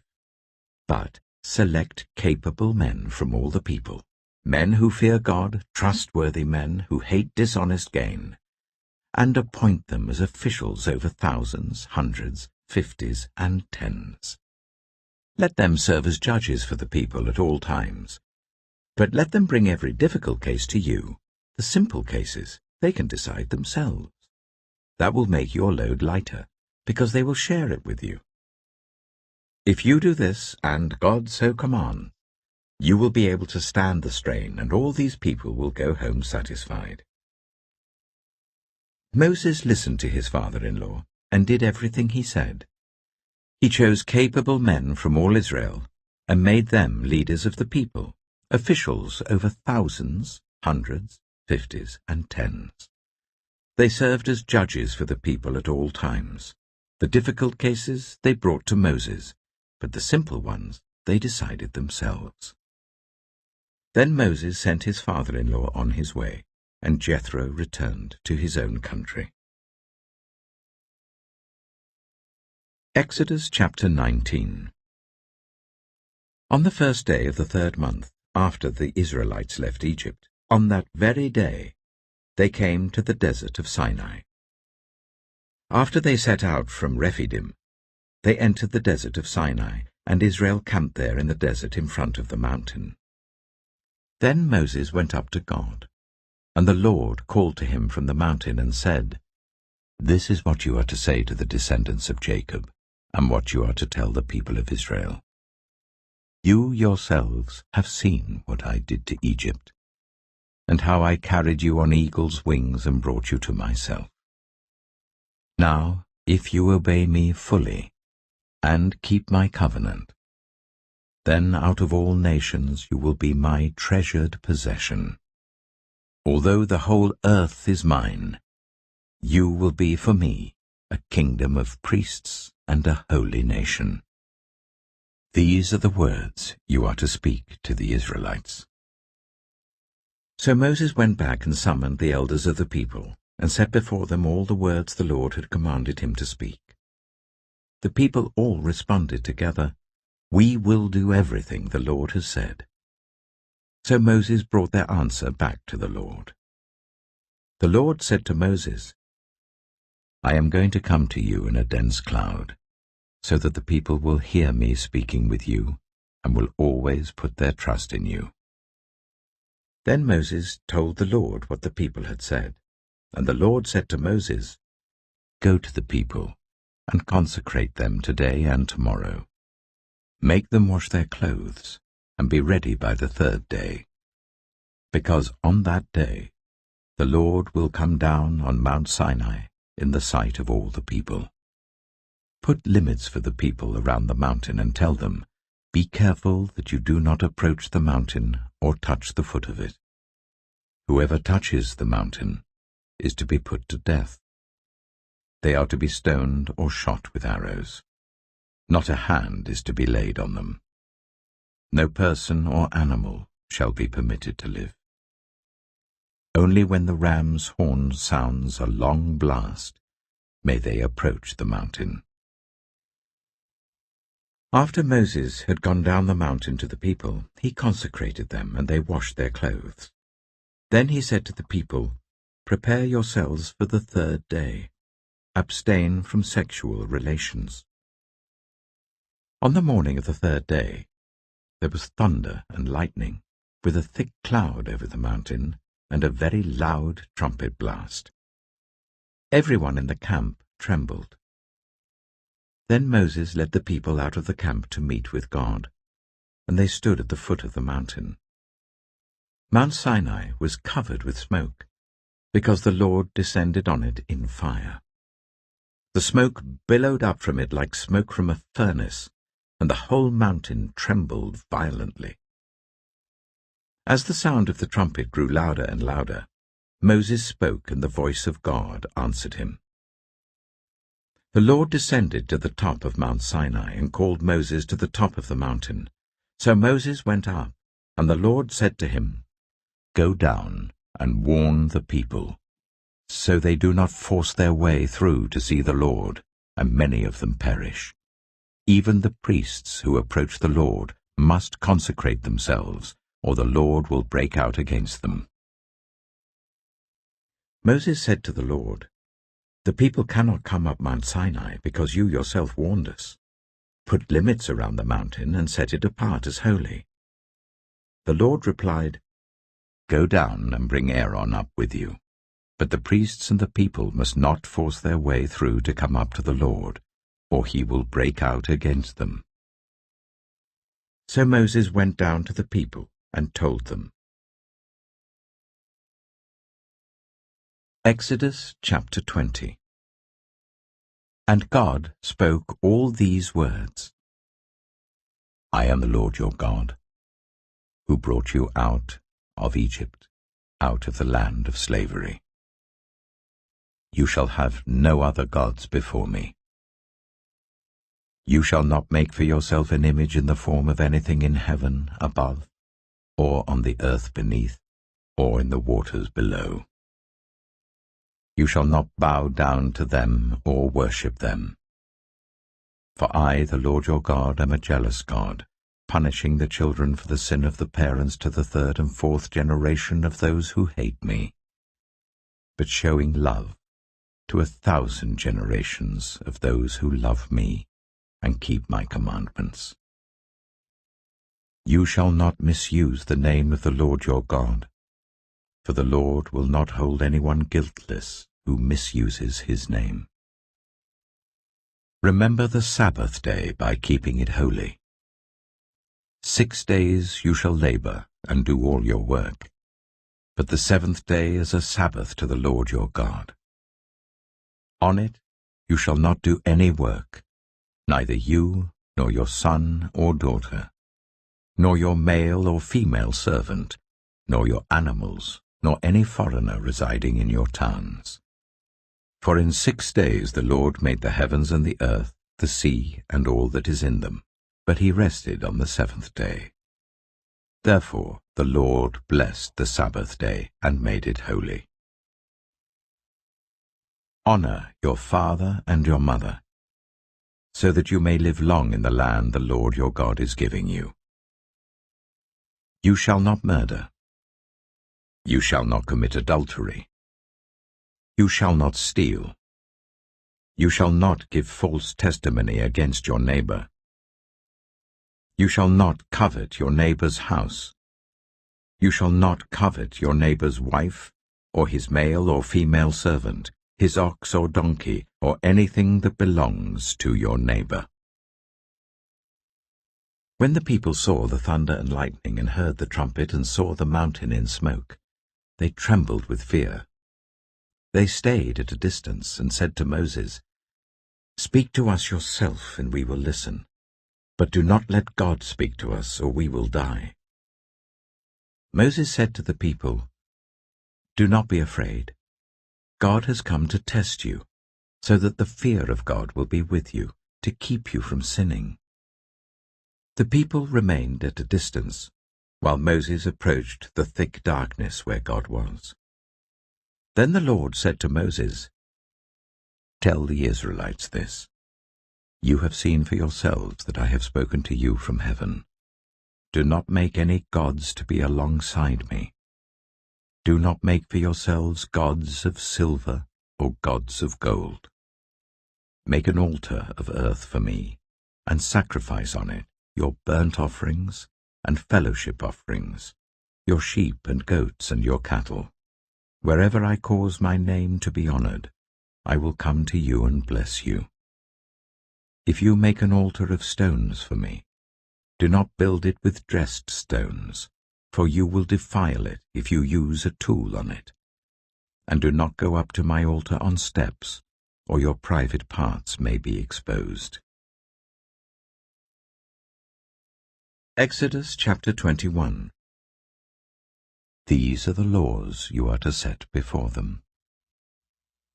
If you buy a Hebrew servant, he is to serve you for 6 years, but in the 7th year he shall go free without paying anything. If he comes alone, he is to go free alone.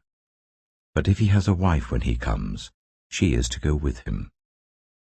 If his master gives him a wife and she bears him sons or daughters, the woman and her children shall belong to her master, and only the man shall go free. But if the servant declares, "I love my master and my wife and children, and do not want to go free," then his master must take him before the judges. He shall take him to the door or the doorpost, and pierce his ear with an awl. Then he will be his servant for life. If a man sells his daughter as a servant, she is not to go free as male servants do. If she does not please the master who has selected her for himself, he must let her be redeemed. He has no right to sell her to foreigners, because he has broken faith with her. If he selects her for his son, he must grant her the rights of a daughter. If he marries another woman, he must not deprive the first one of her food, clothing, and marital rights. If he does not provide her with these 3 things, she is to go free without any payment of money. Anyone who strikes a person with a fatal blow is to be put to death. However, if it is not done intentionally, but God lets it happen, they are to flee to a place I will designate. But if anyone schemes and kills someone deliberately, that person is to be taken from my altar and put to death. Anyone who attacks their father or mother is to be put to death. Anyone who kidnaps someone is to be put to death, whether the victim has been sold or is still in the kidnapper's possession. Anyone who curses their father or mother is to be put to death. If people quarrel and one person hits another with a stone or with their fist, and the victim does not die but is confined to bed, the one who struck the blow will not be held liable if the other can get up and walk around outside with the staff. However, the guilty party must pay the injured person for any loss of time and see that the victim is completely healed. Anyone who beats their male or female slave with a rod must be punished if the slave dies as a direct result. But they are not to be punished if the slave recovers after a day or two, since the slave is their property. If people are fighting and hit a pregnant woman and she gives birth prematurely, but there is no serious injury, the offender must be fined whatever the woman's husband demands and the court allows. But if there is serious injury, you are to take life for life, eye for eye, tooth for tooth, hand for hand, foot for foot, burn for burn, wound for wound, bruise for bruise. An owner who hits a male or female slave in the eye and destroys it must let the slave go free to compensate for the eye. And an owner who knocks out the tooth of a male or female slave must let the slave go free to compensate for the tooth. If a bull gores a man or woman to death, the bull is to be stoned to death, and its meat must not be eaten.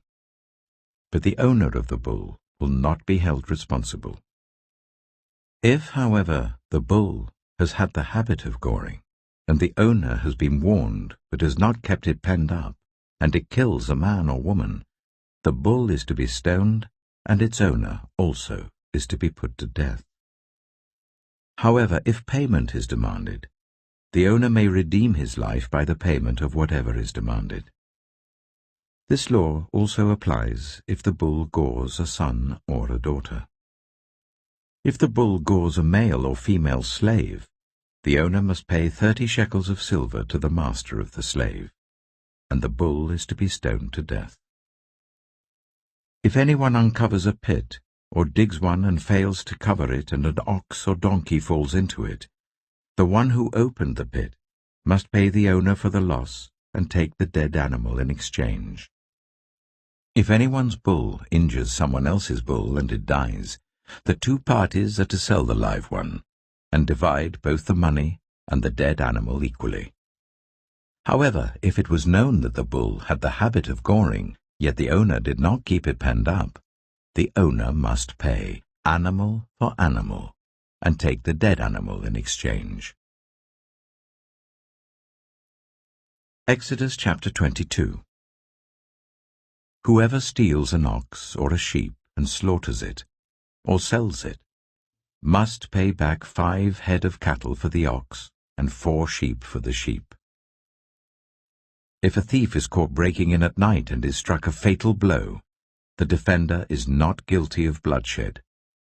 But if it happens after sunrise, the defender is guilty of bloodshed.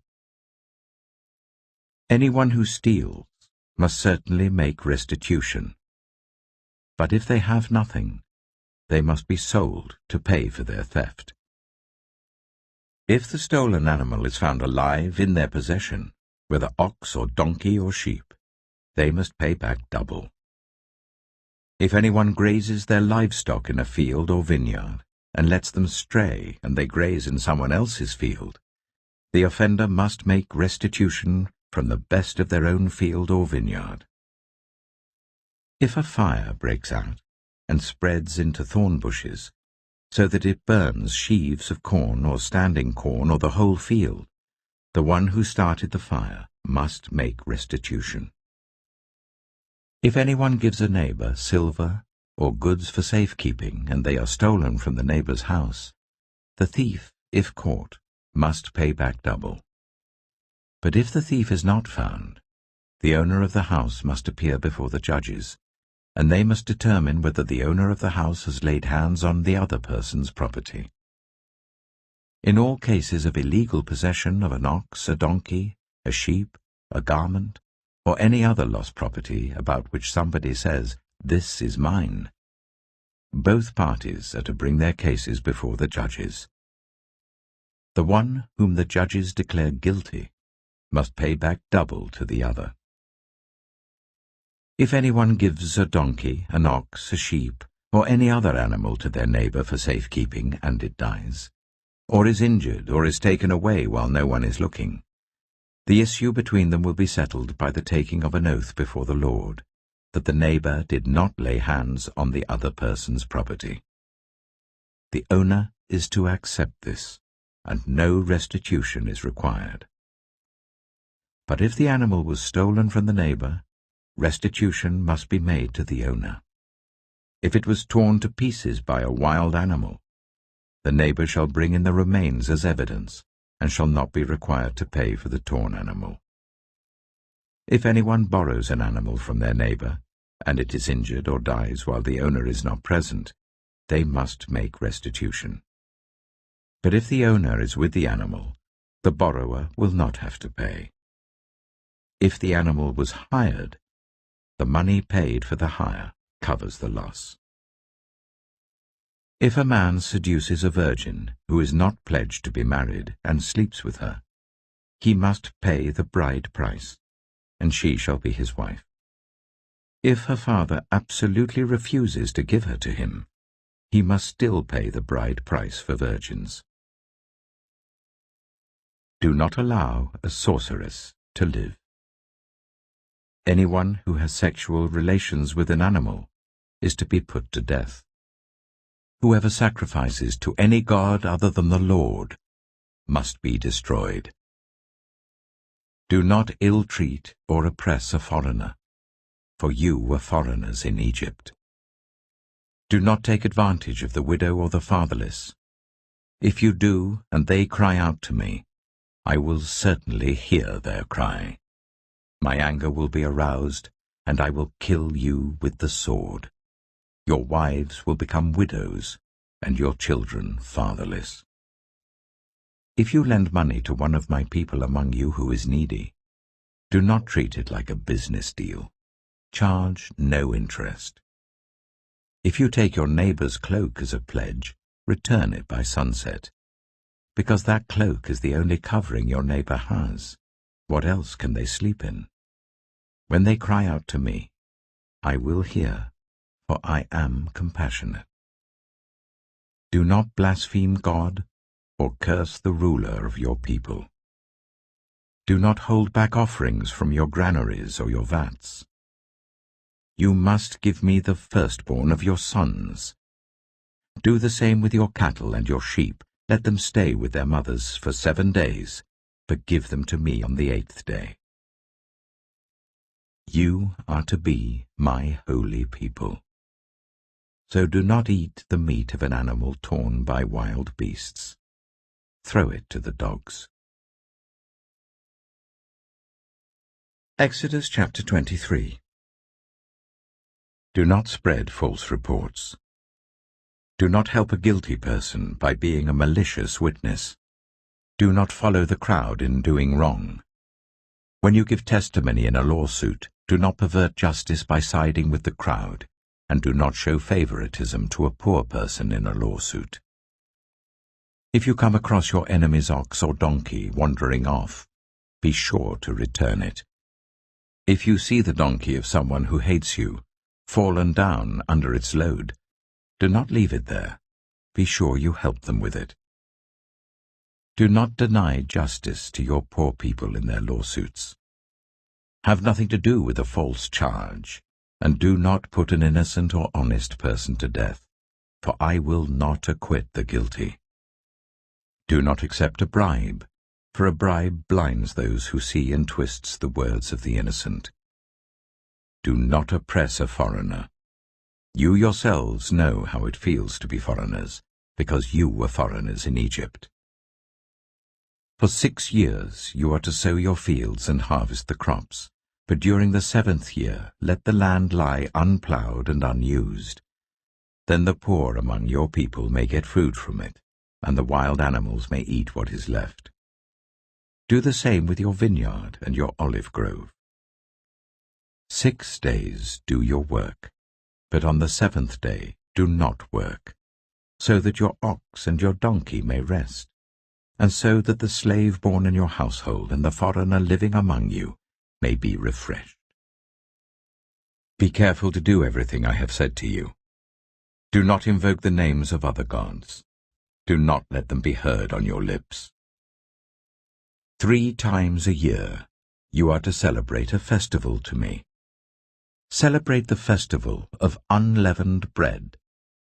For 7 days eat bread made without yeast, as I commanded you. Do this at the appointed time in the month of Aviv, for in that month you came out of Egypt. No one is to appear before me empty-handed.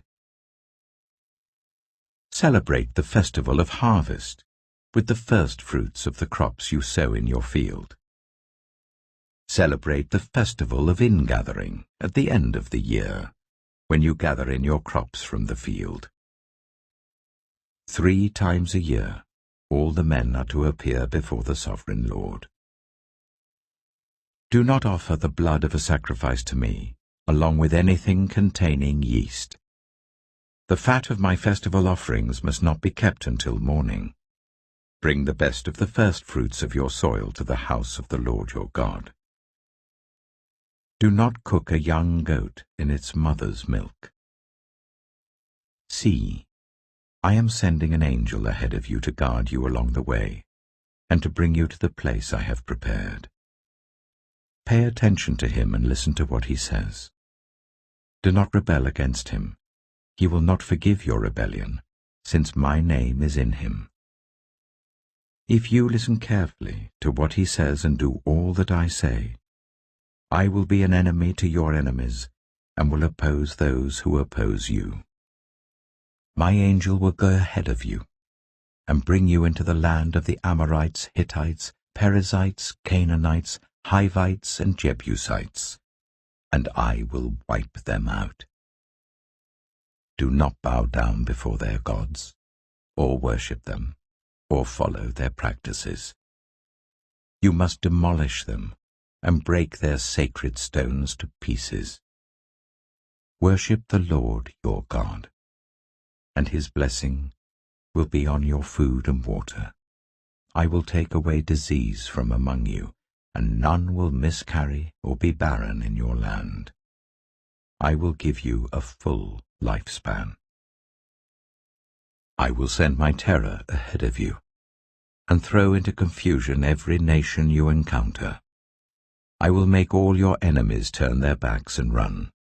I will send the hornet ahead of you to drive the Hivites, Canaanites, and Hittites out of your way. But I will not drive them out in a single year, because the land would become desolate, and the wild animals too numerous for you. Little by little I will drive them out before you, until you have increased enough to take possession of the land. I will establish your borders from the Red Sea to the Mediterranean Sea, and from the desert to the Euphrates River. I will give into your hands the people who live in the land, and you will drive them out before you. Do not make a covenant with them or with their gods. Do not let them live in your land, or they will cause you to sin against me, because the worship of their gods will certainly be a snare to you. Exodus chapter 24. Then the Lord said to Moses, Come up to the Lord, you and Aaron, Nadab and Abihu, and 70 of the elders of Israel. You are to worship at a distance. But Moses alone is to approach the Lord. The others must not come near, and the people may not come up with him." When Moses went and told the people all the Lord's words and laws, they responded with one voice, "Everything the Lord has said we will do." Moses then wrote down everything the Lord had said. He got up early the next morning and built an altar at the foot of the mountain and set up 12 stone pillars representing the 12 tribes of Israel.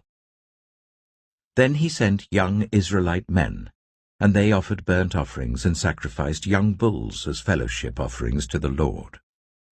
Moses took half of the blood and put it in bowls, and the other half he splashed against the altar. Then he took the book of the covenant and read it to the people. They responded, "We will do everything the Lord has said. We will obey." Moses then took the blood, sprinkled it on the people, and said, "This is the blood of the covenant that the Lord has made with you in accordance with all these words." Moses and Aaron, Nadab and Abihu, and the 70 elders of Israel went up and saw the God of Israel. Under his feet was something like a pavement made of lapis lazuli, as bright blue as the sky. But God did not raise his hand against these leaders of the Israelites. They saw God, and they ate and drank. The Lord said to Moses, "Come up to me on the mountain and stay here, and I will give you the tablets of stone with the law and commandments I have written for their instruction." Then Moses set out with Joshua his assistant, and Moses went up on the mountain of God. He said to the elders, "Wait here for us until we come back to you. Aaron and Hur are with you, and anyone involved in a dispute can go to them." When Moses went up on the mountain, the cloud covered it, and the glory of the Lord settled on Mount Sinai. For 6 days the cloud covered the mountain, and on the 7th day the Lord called to Moses from within the cloud. To the Israelites, the glory of the Lord looked like a consuming fire on top of the mountain. Then Moses entered the cloud as he went on up the mountain, and he stayed on the mountain 40 days and 40 nights. Exodus chapter 25. The Lord said to Moses, "Tell the Israelites to bring me an offering. You are to receive the offering for me from everyone whose heart prompts them to give. These are the offerings you are to receive from them: gold, silver and bronze, blue, purple and scarlet yarn, and fine linen, goat hair, ram skins dyed red, and another type of durable leather, acacia wood, olive oil for the light, spices for the anointing oil and for the fragrant incense, and onyx stones and other gems to be mounted on the ephod and breastpiece. Then let them make a sanctuary for me, and I will dwell among them. Make this tabernacle and all its furnishings exactly like the pattern I will show you. Let them make an ark of acacia wood, 2.5 cubits long, 1.5 cubits wide, and 1.5 cubits high. Overlay it with pure gold both inside and out, and make a gold moulding around it. Cast 4 gold rings for it, and fasten them to its 4 feet, with 2 rings on one side and 2 rings on the other. Then make poles of acacia wood and overlay them with gold. Insert the poles into the rings on the sides of the ark to carry it. The poles are to remain in the rings of this ark. They are not to be removed. Then put in the ark the tablets of the covenant law which I will give you. Make an atonement cover of pure gold, 2.5 cubits long and 1.5 cubits wide, and make 2 cherubim out of hammered gold at the ends of the cover. Make 1 cherub on one end and the second cherub on the other. Make the cherubim of one piece with the cover at the 2 ends. The cherubim are to have their wings spread upwards, overshadowing the cover with them. The cherubim are to face each other, looking towards the cover. Place the cover on top of the ark and put in the ark the tablets of the covenant law that I will give you. There, above the cover, between the two cherubim that are over the ark of the covenant law, I will meet with you and give you all my commands for the Israelites. Make a table of acacia wood, 2 cubits long, a cubit wide, and a cubit and a half high. Overlay it with pure gold and make a gold moulding around it. Also make around it a rim, a handbreadth wide, and put a gold moulding on the rim. Make 4 gold rings for the table and fasten them to the 4 corners where the 4 legs are. The rings are to be close to the rim to hold the poles used in carrying the table. Make the poles of acacia wood, overlay them with gold, and carry the table with them. And make its plates and dishes of pure gold, as well as its pitchers and bowls for the pouring out of offerings. Put the bread of the presence on this table, to be before me at all times. Make a lampstand of pure gold. Hammer out its base and shaft, and make its flower-like cups, buds, and blossoms of one piece with them. 6 branches are to extend from the sides of the lampstand, 3 on one side and 3 on the other. 3 cups, shaped like almond flowers with buds and blossoms, are to be on one branch, 3 on the next branch, and the same for all 6 branches extending from the lampstand.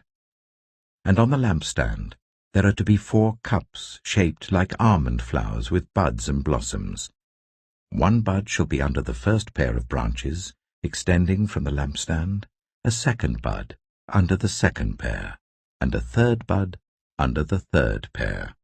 6 branches in all. The buds and branches shall all be of one piece with the lampstand hammered out of pure gold. Then make it 7 lamps, and set them up on it so that they light the space in front of it. Its wick trimmers and trays are to be of pure gold. A talent of pure gold is to be used for the lampstand and all these accessories. See that you make them according to the pattern shown you on the mountain. Exodus chapter 26.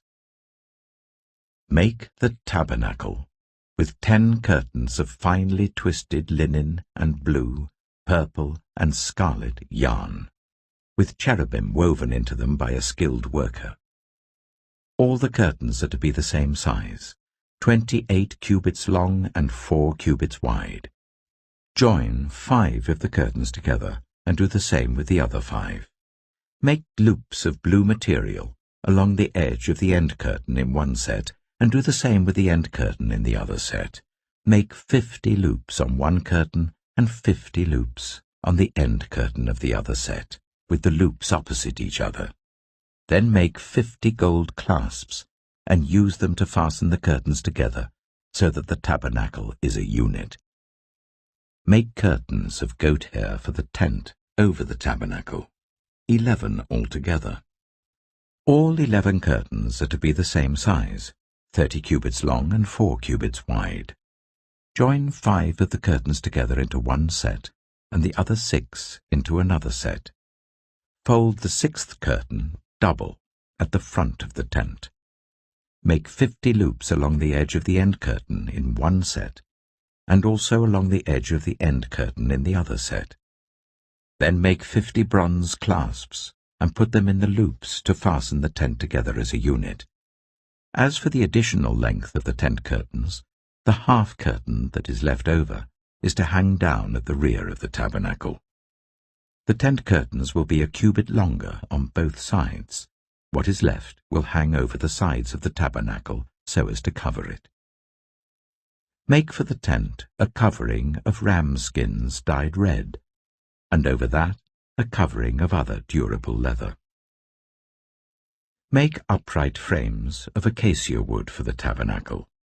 Each frame is to be 10 cubits long and a cubit and a half wide, with 2 projections set parallel to each other. Make all the frames of the tabernacle in this way. Make 20 frames for the south side of the tabernacle, and make 40 silver bases to go under them, 2 bases for each frame, 1 under each projection. For the other side, the north side of the tabernacle, make 20 frames and 40 silver bases, 2 under each frame. Make 6 frames for the far end, that is the west end of the tabernacle, and make 2 frames for the corners at the far end. At these 2 corners, they must be double from the bottom all the way to the top and fitted into a single ring. Both shall be like that. So there will be 8 frames and 16 silver bases, 2 under each frame. Also, make crossbars of acacia wood, 5 for the frames on one side of the tabernacle, 5 for those on the other side, and 5 for the frames on the west at the far end of the tabernacle. The center crossbar is to extend from end to end at the middle of the frames. Overlay the frames with gold and make gold rings to hold the crossbars. Also, overlay the crossbars with gold. Set up the tabernacle according to the plan shown you on the mountain. Make a curtain of blue, purple, and scarlet yarn and finely twisted linen, with cherubim woven into it by a skilled worker. Hang it with gold hooks on 4 posts of acacia wood, overlaid with gold and standing on 4 silver bases. Hang the curtain from the clasps, and place the Ark of the Covenant Law behind the curtain. The curtain will separate the holy place from the most holy place. Put the atonement cover on the Ark of the Covenant Law in the most holy place. Place the table outside the curtain on the north side of the tabernacle, and put the lampstand opposite it on the south side. For the entrance to the tent, make a curtain of blue, purple, and scarlet yarn and finely twisted linen, the work of an embroiderer. Make gold hooks for this curtain, and 5 posts of acacia wood overlaid with gold, and cast 5 bronze bases for them. Exodus chapter 27. Build an altar of acacia wood, 3 cubits high. It is to be square, 5 cubits long and 5 cubits wide. Make a horn at each of the 4 corners, so that the horns and the altar are of one piece, and overlay the altar with bronze.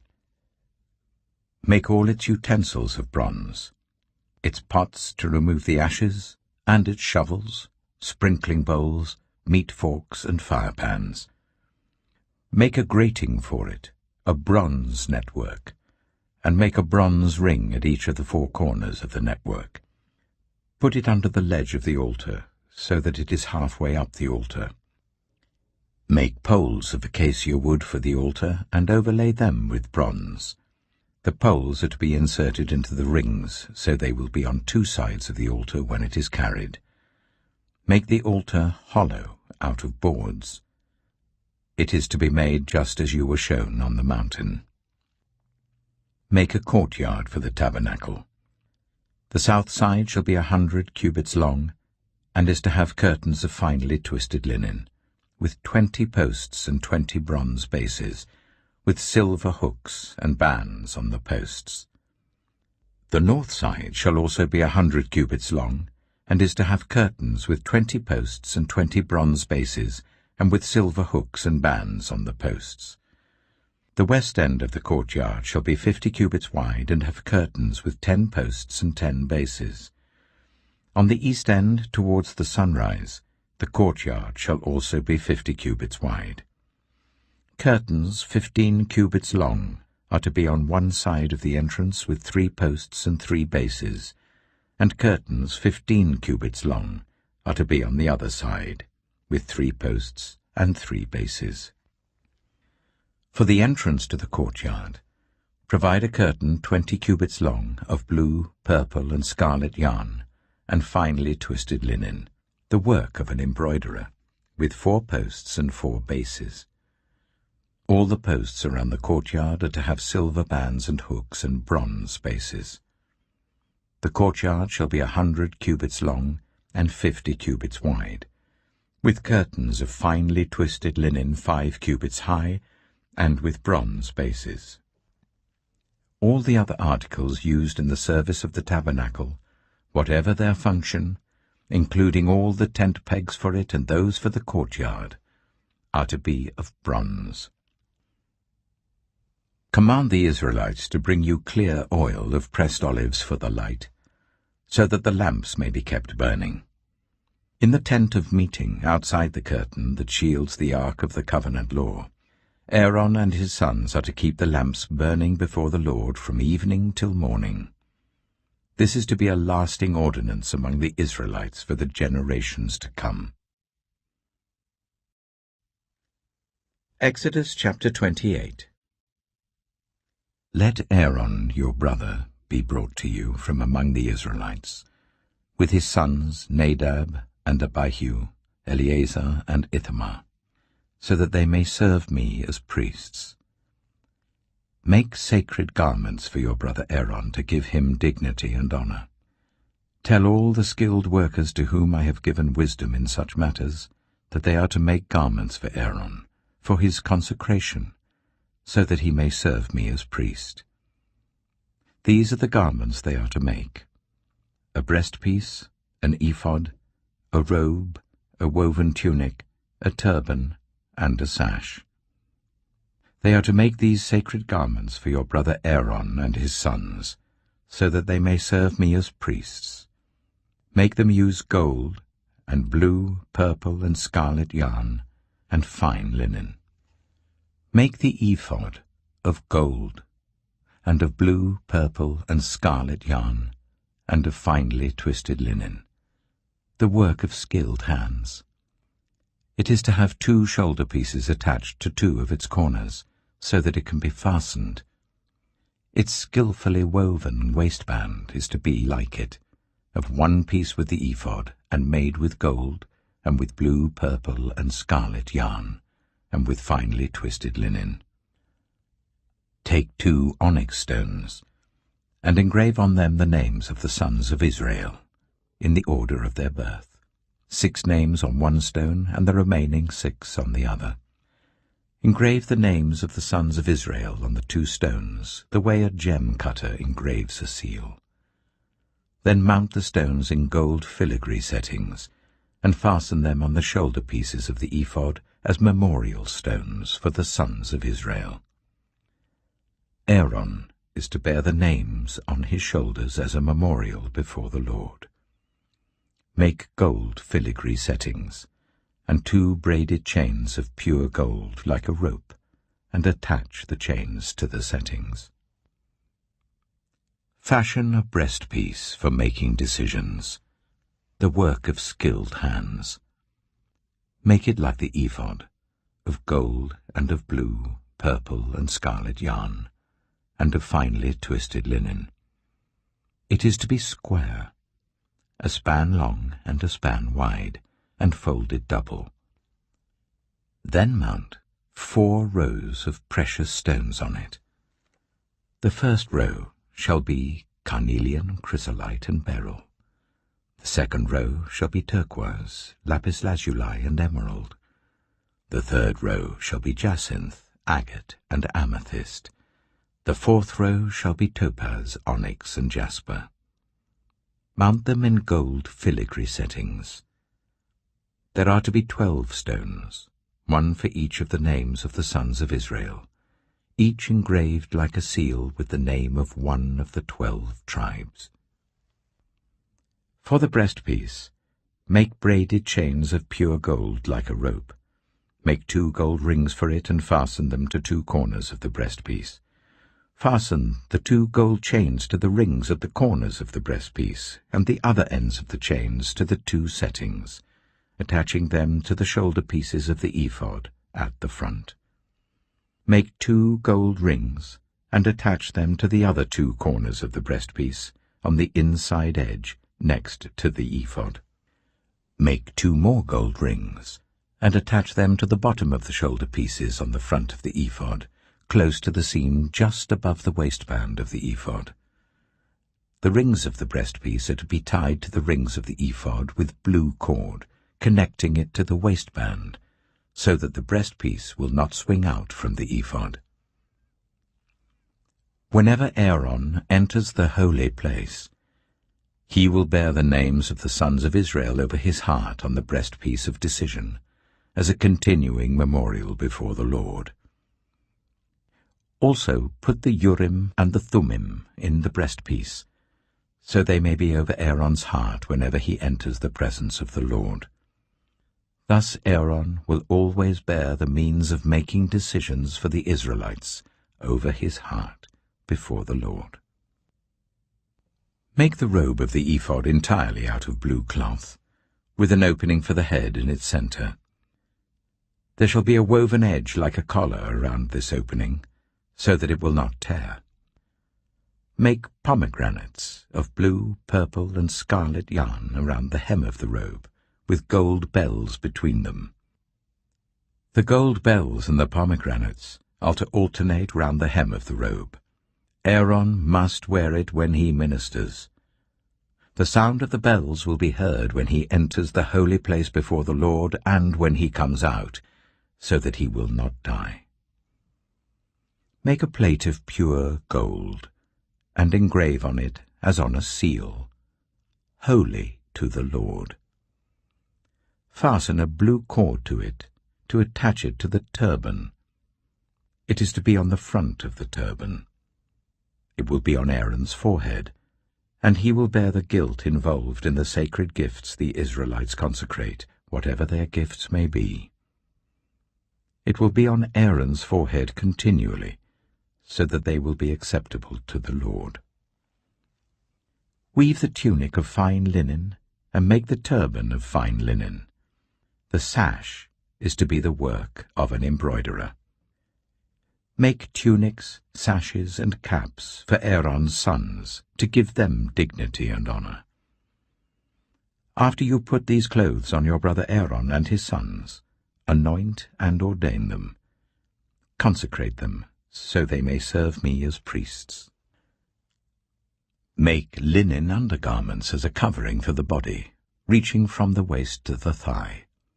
Aaron and his sons must wear them whenever they enter the tent of meeting or approach the altar to minister in the holy place, so that they will not incur guilt and die.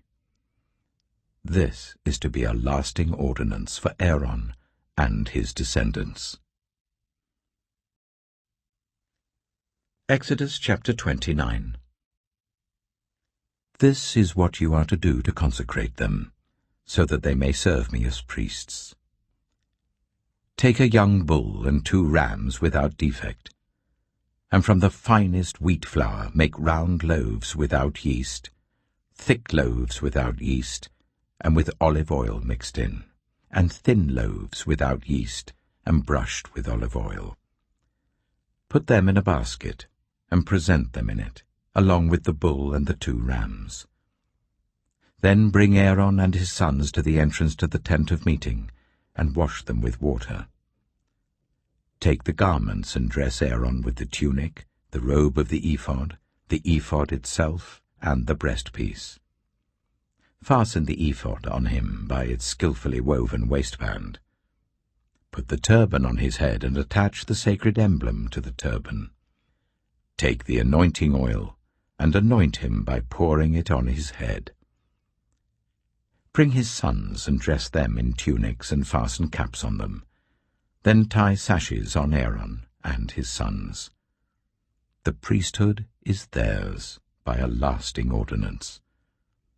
Then you shall ordain Aaron and his sons.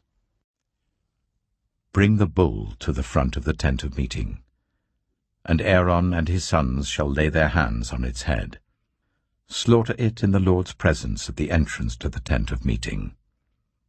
Take some of the bull's blood and put it on the horns of the altar with your finger, and pour out the rest of it at the base of the altar. Then take all the fat of the internal organs, the covering of the liver and both kidneys with the fat on them, and burn them on the altar. but burn the bull's flesh and its hide and its intestines outside the camp. It is a sin offering. Take one of the rams, and Aaron and his sons shall lay their hands on its head. Slaughter it, and take the blood and splash it against the sides of the altar. Cut the ram into pieces, and wash the internal organs and the legs, putting them with the head and the other pieces. Then burn the entire ram on the altar. It is a burnt offering to the Lord, a pleasing aroma, a food offering presented to the Lord. Take the other ram, and Aaron and his sons shall lay their hands on its head. Slaughter it, take some of its blood, and put it on the lobes of the right ears of Aaron and his sons, on the thumbs of their right hands, and on the big toes of their right feet. Then splash blood against the sides of the altar. And take some of the blood on the altar, and some of the anointing oil, and sprinkle it on Aaron and his garments, and on his sons and their garments. Then he and his sons and their garments will be consecrated. Take from this ram the fat tail, the fat on the internal organs, the covering of the liver, both kidneys with the fat on them, and the right thigh. This is the ram for the ordination. From the basket of bread made without yeast, which is before the Lord, take 1 round loaf, 1 thick loaf with olive oil mixed in, and 1 thin loaf. Put all these in the hands of Aaron and his sons, and wave them before the Lord, as a wave offering.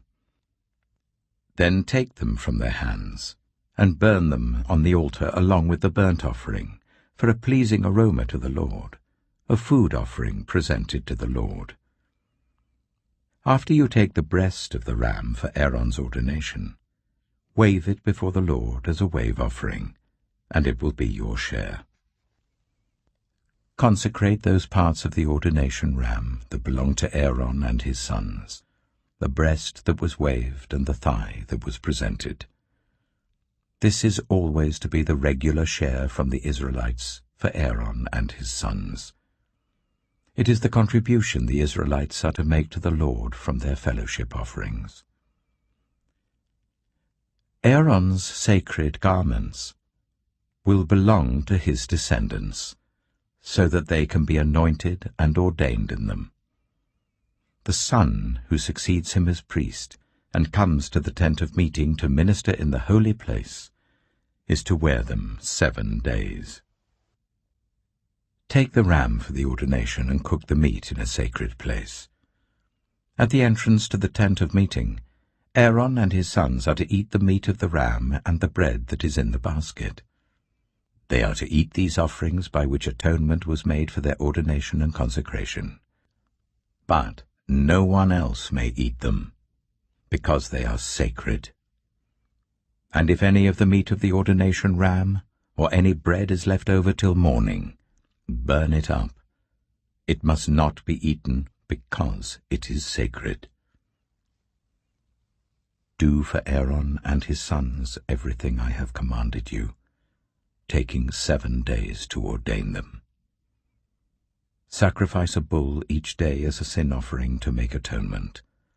Purify the altar by making atonement for it and anoint it to consecrate it. For 7 days make atonement for the altar and consecrate it. Then the altar will be most holy, and whatever touches it will be holy.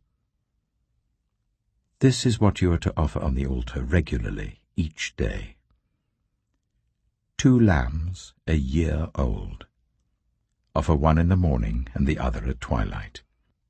With the first lamb, offer 1/10 of an ephah of the finest flour, mixed with 1/4 of a hin of oil from pressed olives, and 1/4 of a hin of wine as a drink offering. Sacrifice the other lamb at twilight with the same grain offering and its drink offering as in the morning, a pleasing aroma, a food offering presented to the Lord. For the generations to come, this burnt offering is to be made regularly at the entrance to the tent of meeting before the Lord. There I will meet you and speak to you. There also I will meet with the Israelites, and the place will be consecrated by my glory. So I will consecrate the tent of meeting and the altar, and will consecrate Aaron and his sons to serve me as priests. Then I will dwell among the Israelites and be their God. They will know that I am the Lord their God, who brought them out of Egypt, so that I might dwell among them. I am the Lord their God. Exodus chapter 30. Make an altar of acacia wood for burning incense.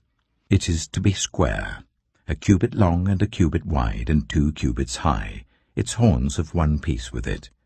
Overlay the top and all the sides and the horns with pure gold, and make a gold moulding around it. Make 2 gold rings for the altar below the moulding, 2 on each of the opposite sides to hold the poles used to carry it. Make the poles of acacia wood and overlay them with gold. Put the altar in front of the curtain that shields the ark of the covenant law, before the atonement cover that is over the tablets of the covenant law, where I will meet with you. Aaron must burn fragrant incense on the altar every morning when he tends the lamps. He must burn incense again when he lights the lamps at twilight, so that incense will burn regularly before the Lord for the generations to come. Do not offer on this altar any other incense or any burnt offering or grain offering, and do not pour a drink offering on it. Once a year Aaron shall make atonement on its horns. This annual atonement must be made with the blood of the atoning sin offering for the generations to come. It is most holy to the Lord. Then the Lord said to Moses, When you take a census of the Israelites to count them, each one must pay the Lord a ransom for his life at the time he is counted. Then no plague will come on them when you number them. Each one who crosses over to those already counted is to give a half shekel according to the sanctuary shekel, which weighs 20 gerams. This half shekel is an offering to the Lord. All who cross over, those 20 years old or more, are to give an offering to the Lord. The rich are not to give more than a half shekel, and the poor are not to give less when you make the offering to the Lord to atone for your lives. Receive the atonement money from the Israelites, and use it for the service of the tent of meeting. It will be a memorial for the Israelites before the Lord, making atonement for your lives. Then the Lord said to Moses, Make a bronze basin, with its bronze stand for washing.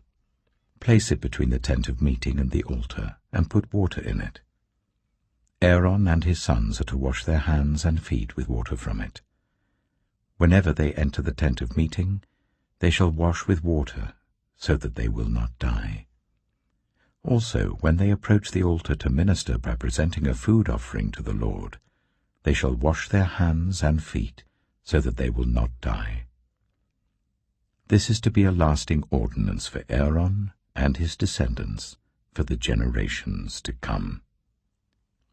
Then the Lord said to Moses, Take the following fine spices: 500 shekels of liquid myrrh, half as much, that is 250 shekels, of fragrant cinnamon, 250 shekels of fragrant calamus, 500 shekels of cassia, all according to the sanctuary shekel, and a hin of olive oil.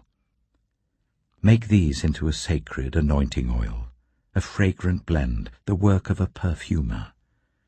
It will be the sacred anointing oil. Then use it to anoint the tent of meeting, the ark of the covenant law, the table and all its articles, the lampstand and its accessories, the altar of incense, the altar of burnt offering and all its utensils, and the basin with its stand. You shall consecrate them, so they will be most holy, and whatever touches them will be holy. Anoint Aaron and his sons and consecrate them, so they may serve me as priests. Say to the Israelites, this is to be my sacred anointing oil for the generations to come. Do not pour it on anyone else's body, and do not make any other oil using the same formula. It is sacred, and you are to consider it sacred. Whoever makes perfume like it and puts it on anyone other than a priest must be cut off from their people.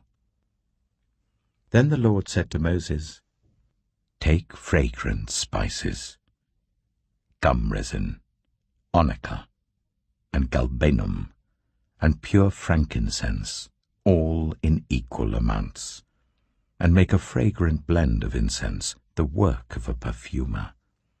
It is to be salted and pure and sacred.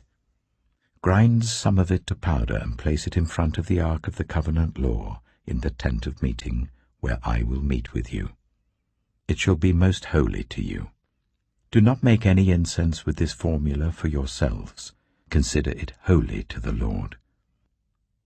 Whoever makes incense like it, to enjoy its fragrance, must be cut off from their people. Exodus chapter 31.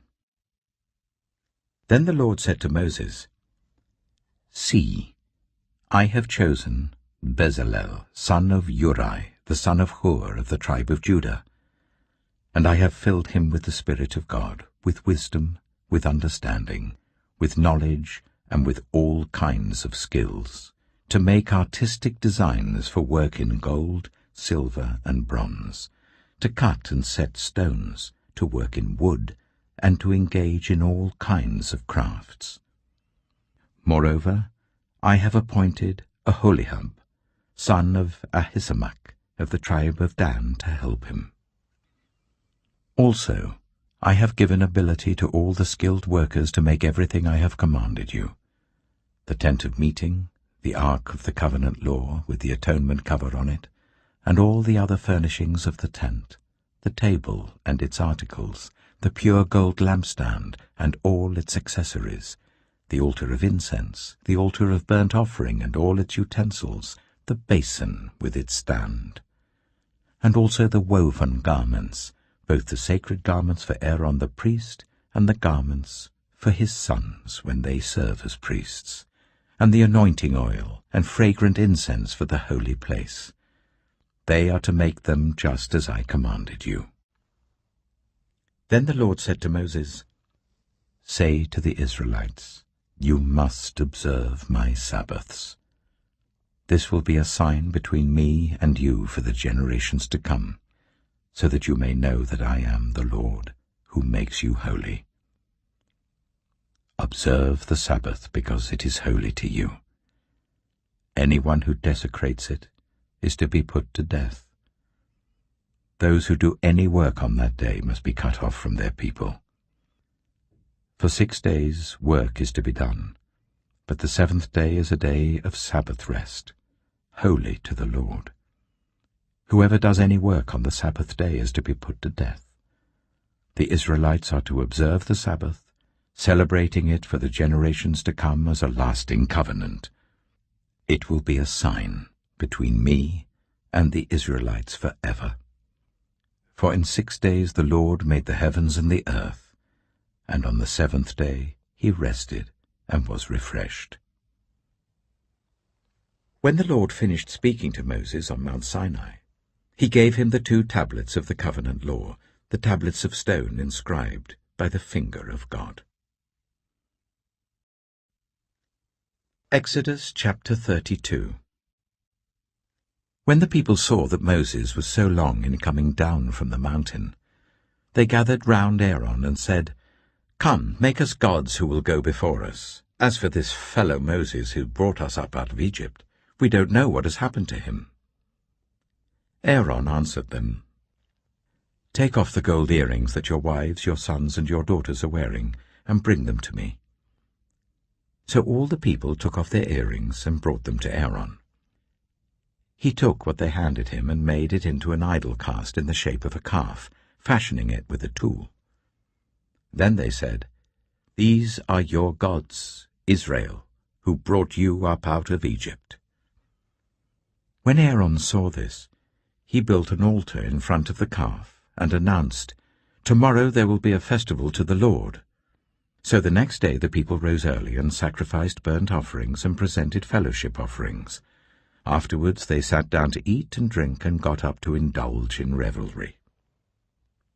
Then the Lord said to Moses, "Go down, because your people, whom you brought up out of Egypt, have become corrupt. They have been quick to turn away from what I commanded them, and have made themselves an idol cast in the shape of a calf. They have bowed down to it and sacrificed to it, and have said, 'These are your gods, Israel, who brought you up out of Egypt.' I have seen these people," the Lord said to Moses, "and they are a stiff-necked people. Now leave me alone, so that my anger may burn against them, and that I may destroy them. Then I will make you into a great nation." But Moses sought the favor of the Lord his God. "Lord," he said, "why should your anger burn against your people, whom you brought out of Egypt with great power and a mighty hand? Why should the Egyptians say, 'It was with evil intent that he brought them out, to kill them in the mountains and to wipe them off the face of the earth'? Turn from your fierce anger. Relent and do not bring disaster on your people. Remember your servants, Abraham, Isaac, and Israel, to whom you swore by your own self, 'I will make your descendants as numerous as the stars in the sky, and I will give your descendants all this land I promised them, and it will be their inheritance forever.'" Then the Lord relented, and did not bring on his people the disaster he had threatened. Moses turned and went down the mountain with the 2 tablets of the covenant law in his hands. They were inscribed on both sides, front and back. The tablets were the work of God. The writing was the writing of God, engraved on the tablets. When Joshua heard the noise of the people shouting, he said to Moses, "There is the sound of war in the camp." Moses replied, "It is not the sound of victory. It is not the sound of defeat. It is the sound of singing that I hear." When Moses approached the camp and saw the calf and the dancing, his anger burned, and he threw the tablets out of his hands, breaking them to pieces at the foot of the mountain. And he took the calf the people had made and burned it in the fire. Then he ground it to powder, scattered it on the water, and made the Israelites drink it. He said to Aaron, "What did these people do to you, that you led them into such great sin?" "Do not be angry, my lord," Aaron answered. "You know how prone these people are to evil. They said to me, 'Make us gods who will go before us.' As for this fellow Moses who brought us up out of Egypt, we don't know what's happened to him. So I told them, 'Whoever has any gold jewelry, take it off.' Then they gave me the gold, and I threw it into the fire, and out came this calf." Moses saw that the people were running wild, and that Aaron had let them get out of control, and so become a laughing-stock to their enemies. So he stood at the entrance to the camp and said, "Whoever is for the Lord, come to me." And all the Levites rallied to him. Then he said to them, "This is what the Lord, the God of Israel, says. Each man strap a sword to his side. Go back and forth through the camp from one end to the other, each killing his brother and friend and neighbor." The Levites did as Moses commanded, and that day about 3,000 of the people died. Then Moses said, "You have been set apart to the Lord today, for you are against your own sons and brothers, and he has blessed you this day." The next day Moses said to the people, "You have committed a great sin, but now I will go up to the Lord. Perhaps I can make atonement for your sin." So Moses went back to the Lord and said, "Oh, what a great sin these people have committed! They have made themselves gods of gold, But now, please, forgive their sin. But if not, then blot me out of the book you have written." The Lord replied to Moses, "Whoever has sinned against me, I will blot out of my book. Now go, lead the people to the place I spoke of, and my angel will go before you. However, when the time comes for me to punish, I will punish them for their sin." And the Lord struck the people with a plague because of what they did with the calf Aaron had made. Exodus chapter 33. Then the Lord said to Moses, "Leave this place, you and the people you brought up out of Egypt, and go up to the land I promised on oath to Abraham, Isaac, and Jacob, saying, I will give it to your descendants. I will send an angel before you and drive out the Canaanites, Amorites, Hittites, Perizzites, Hivites, and Jebusites. Go up to the land flowing with milk and honey. But I will not go with you, because you are a stiff-necked people, and I might destroy you on the way." When the people heard these distressing words, they began to mourn, and no one put on any ornaments. For the Lord had said to Moses, "Tell the Israelites, you are a stiff-necked people. If I were to go with you even for a moment, I might destroy you. Now take off your ornaments, and I will decide what to do with you." So the Israelites stripped off their ornaments at Mount Horeb.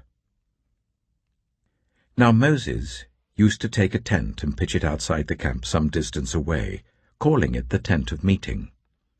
Anyone inquiring of the Lord would go to the tent of meeting outside the camp. And whenever Moses went out to the tent, all the people rose and stood at the entrances to their tents, watching Moses until he entered the tent.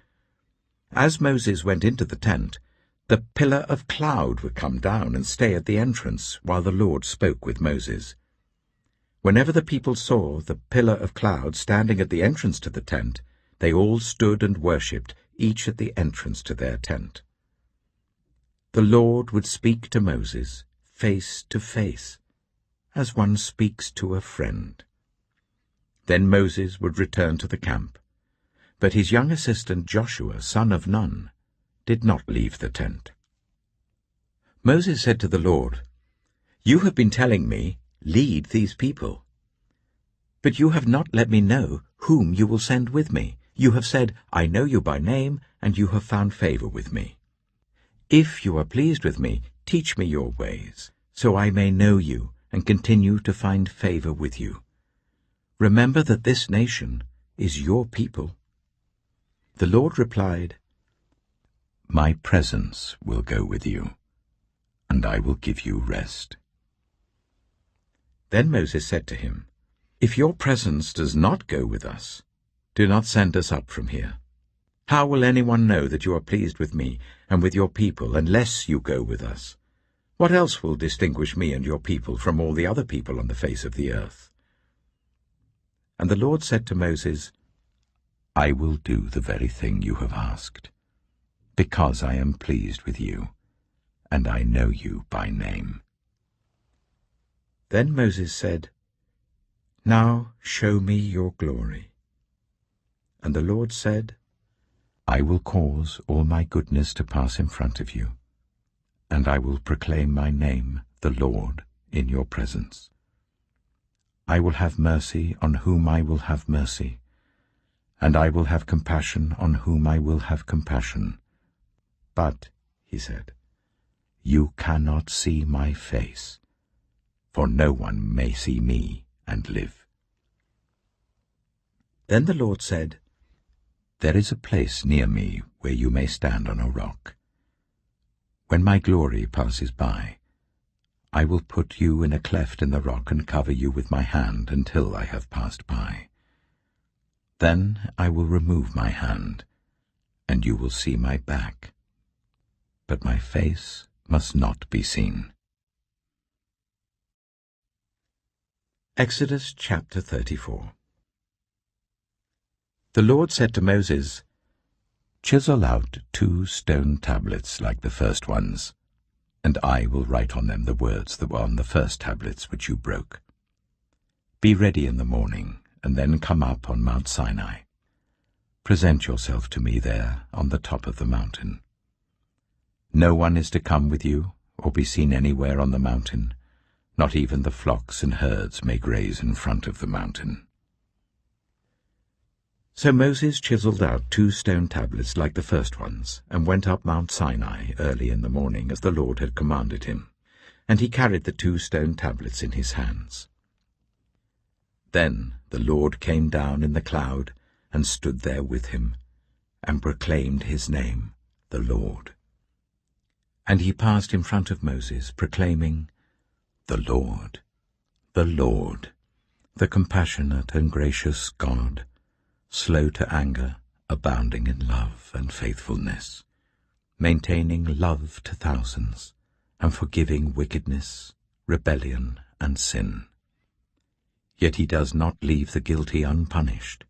He punishes the children and their children for the sin of the parents to the 3rd and 4th generation. Moses bowed to the ground at once and worshipped. Lord, he said, if I have found favor in your eyes, then let the Lord go with us. Although this is a stiff-necked people, forgive our wickedness and our sin, and take us as your inheritance. Then the Lord said, I am making a covenant with you. Before all your people, I will do wonders never before done in any nation in all the world. The people you live among will see how awesome is the work that I, the Lord, will do for you. Obey what I command you today. I will drive out before you the Amorites, Canaanites, Hittites, Perizzites, Hivites, and Jebusites. Be careful not to make a treaty with those who live in the land where you are going, or they will be a snare among you. Break down their altars, smash their sacred stones, and cut down their Asherah poles. Do not worship any other god, for the Lord, whose name is jealous, is a jealous God. Be careful not to make a treaty with those who live in the land, for when they prostitute themselves to their gods and sacrifice to them, they will invite you, and you will eat their sacrifices. And when you choose some of their daughters as wives for your sons, and those daughters prostitute themselves to their gods, they will lead your sons to do the same. Do not make any idols. Celebrate the festival of unleavened bread. For 7 days eat bread made without yeast as I commanded you. Do this at the appointed time in the month of Aviv, for in that month you came out of Egypt.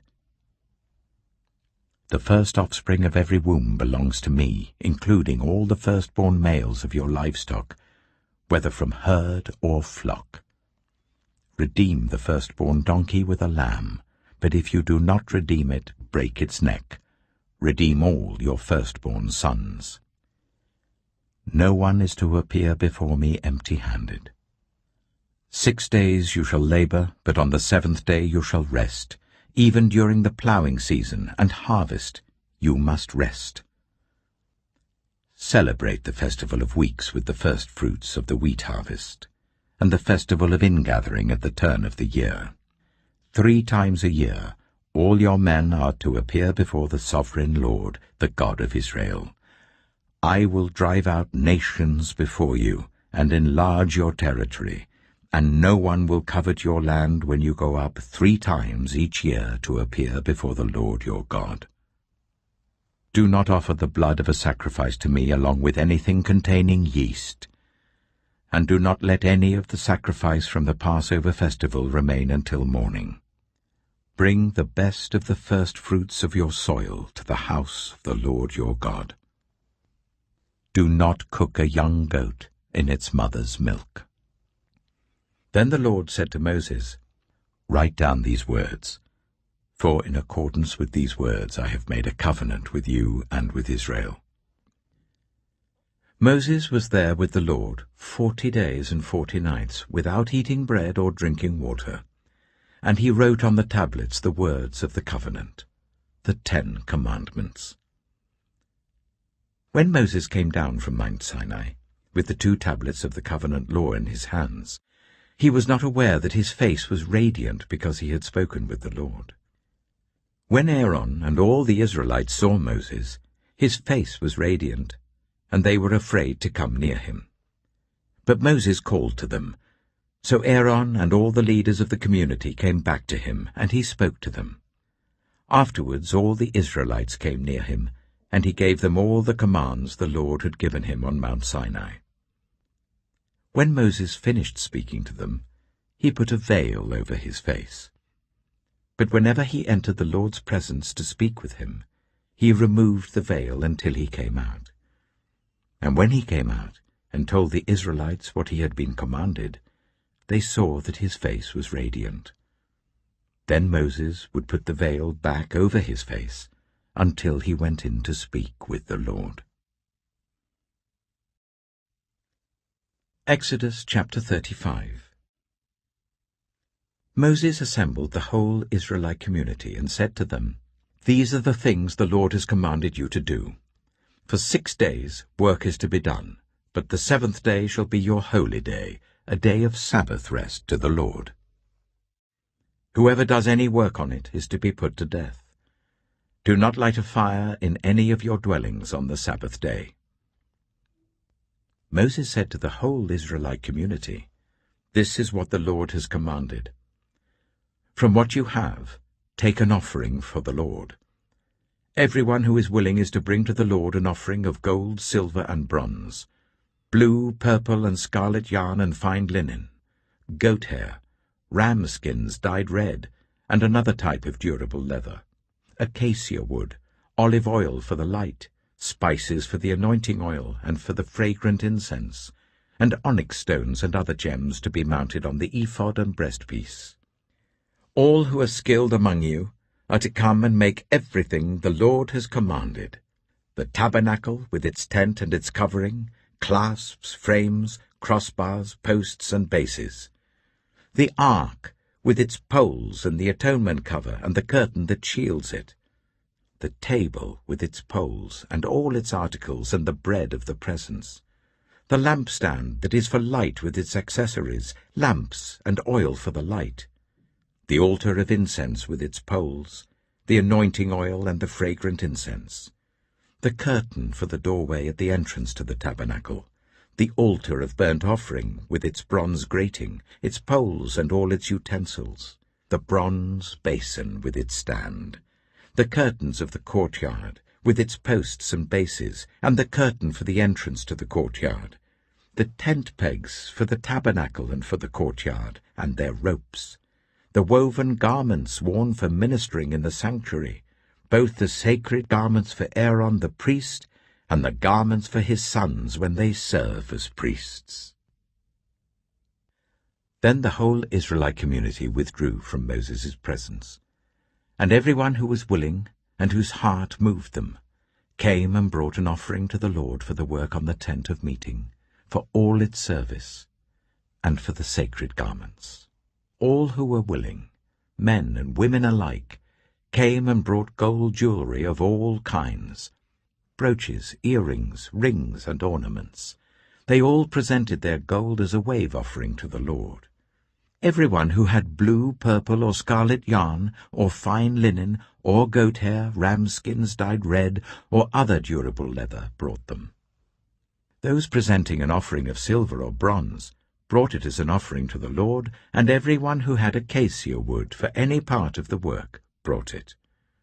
Every skilled woman spun with her hands and brought what she had spun, blue, purple, or scarlet yarn, or fine linen. And all the women who were willing and had the skill spun the goat hair. The leaders brought onyx stones and other gems to be mounted on the ephod and breastpiece. They also brought spices and olive oil for the light, and for the anointing oil, and for the fragrant incense. All the Israelite men and women who were willing brought to the Lord free will offerings for all the work the Lord, through Moses, had commanded them to do. Then Moses said to the Israelites, "See, the Lord has chosen Bezalel, son of Uri, the son of Hur, of the tribe of Judah, and he has filled him with the Spirit of God, with wisdom, with understanding, with knowledge, and with all kinds of skills, to make artistic designs for work in gold, silver, and bronze, to cut and set stones, to work in wood, and to engage in all kinds of artistic crafts. And he has given both him and Aholiab, son of Ahisamach, of the tribe of Dan, the ability to teach others. He has filled them with skill to do all kinds of work as engravers, designers, embroiderers in blue, purple, and scarlet yarn and fine linen, and weavers, all of them skilled workers and designers." Exodus chapter 36.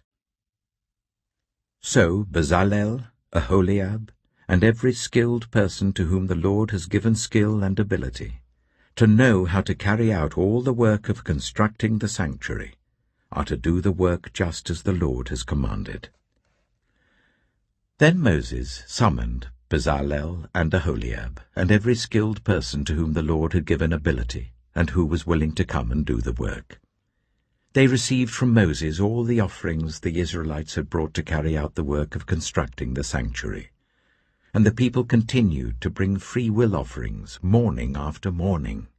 So all the skilled workers who were doing all the work on the sanctuary left what they were doing and said to Moses, "The people are bringing more than enough for doing the work the Lord commanded to be done." Then Moses gave an order, and they sent this word throughout the camp: "No man or woman is to make anything else as an offering for the sanctuary." And so the people were restrained from bringing more, because what they already had was more than enough to do all the work. All those who were skilled among the workers made the tabernacle with 10 curtains of finely twisted linen and blue, purple, and scarlet yarn, with cherubim woven into them by expert hands. All the curtains were the same size, 28 cubits long and 4 cubits wide. They joined 5 of the curtains together and did the same with the other 5. Then they made loops of blue material along the edge of the end curtain in one set, and the same was done with the end curtain in the other set.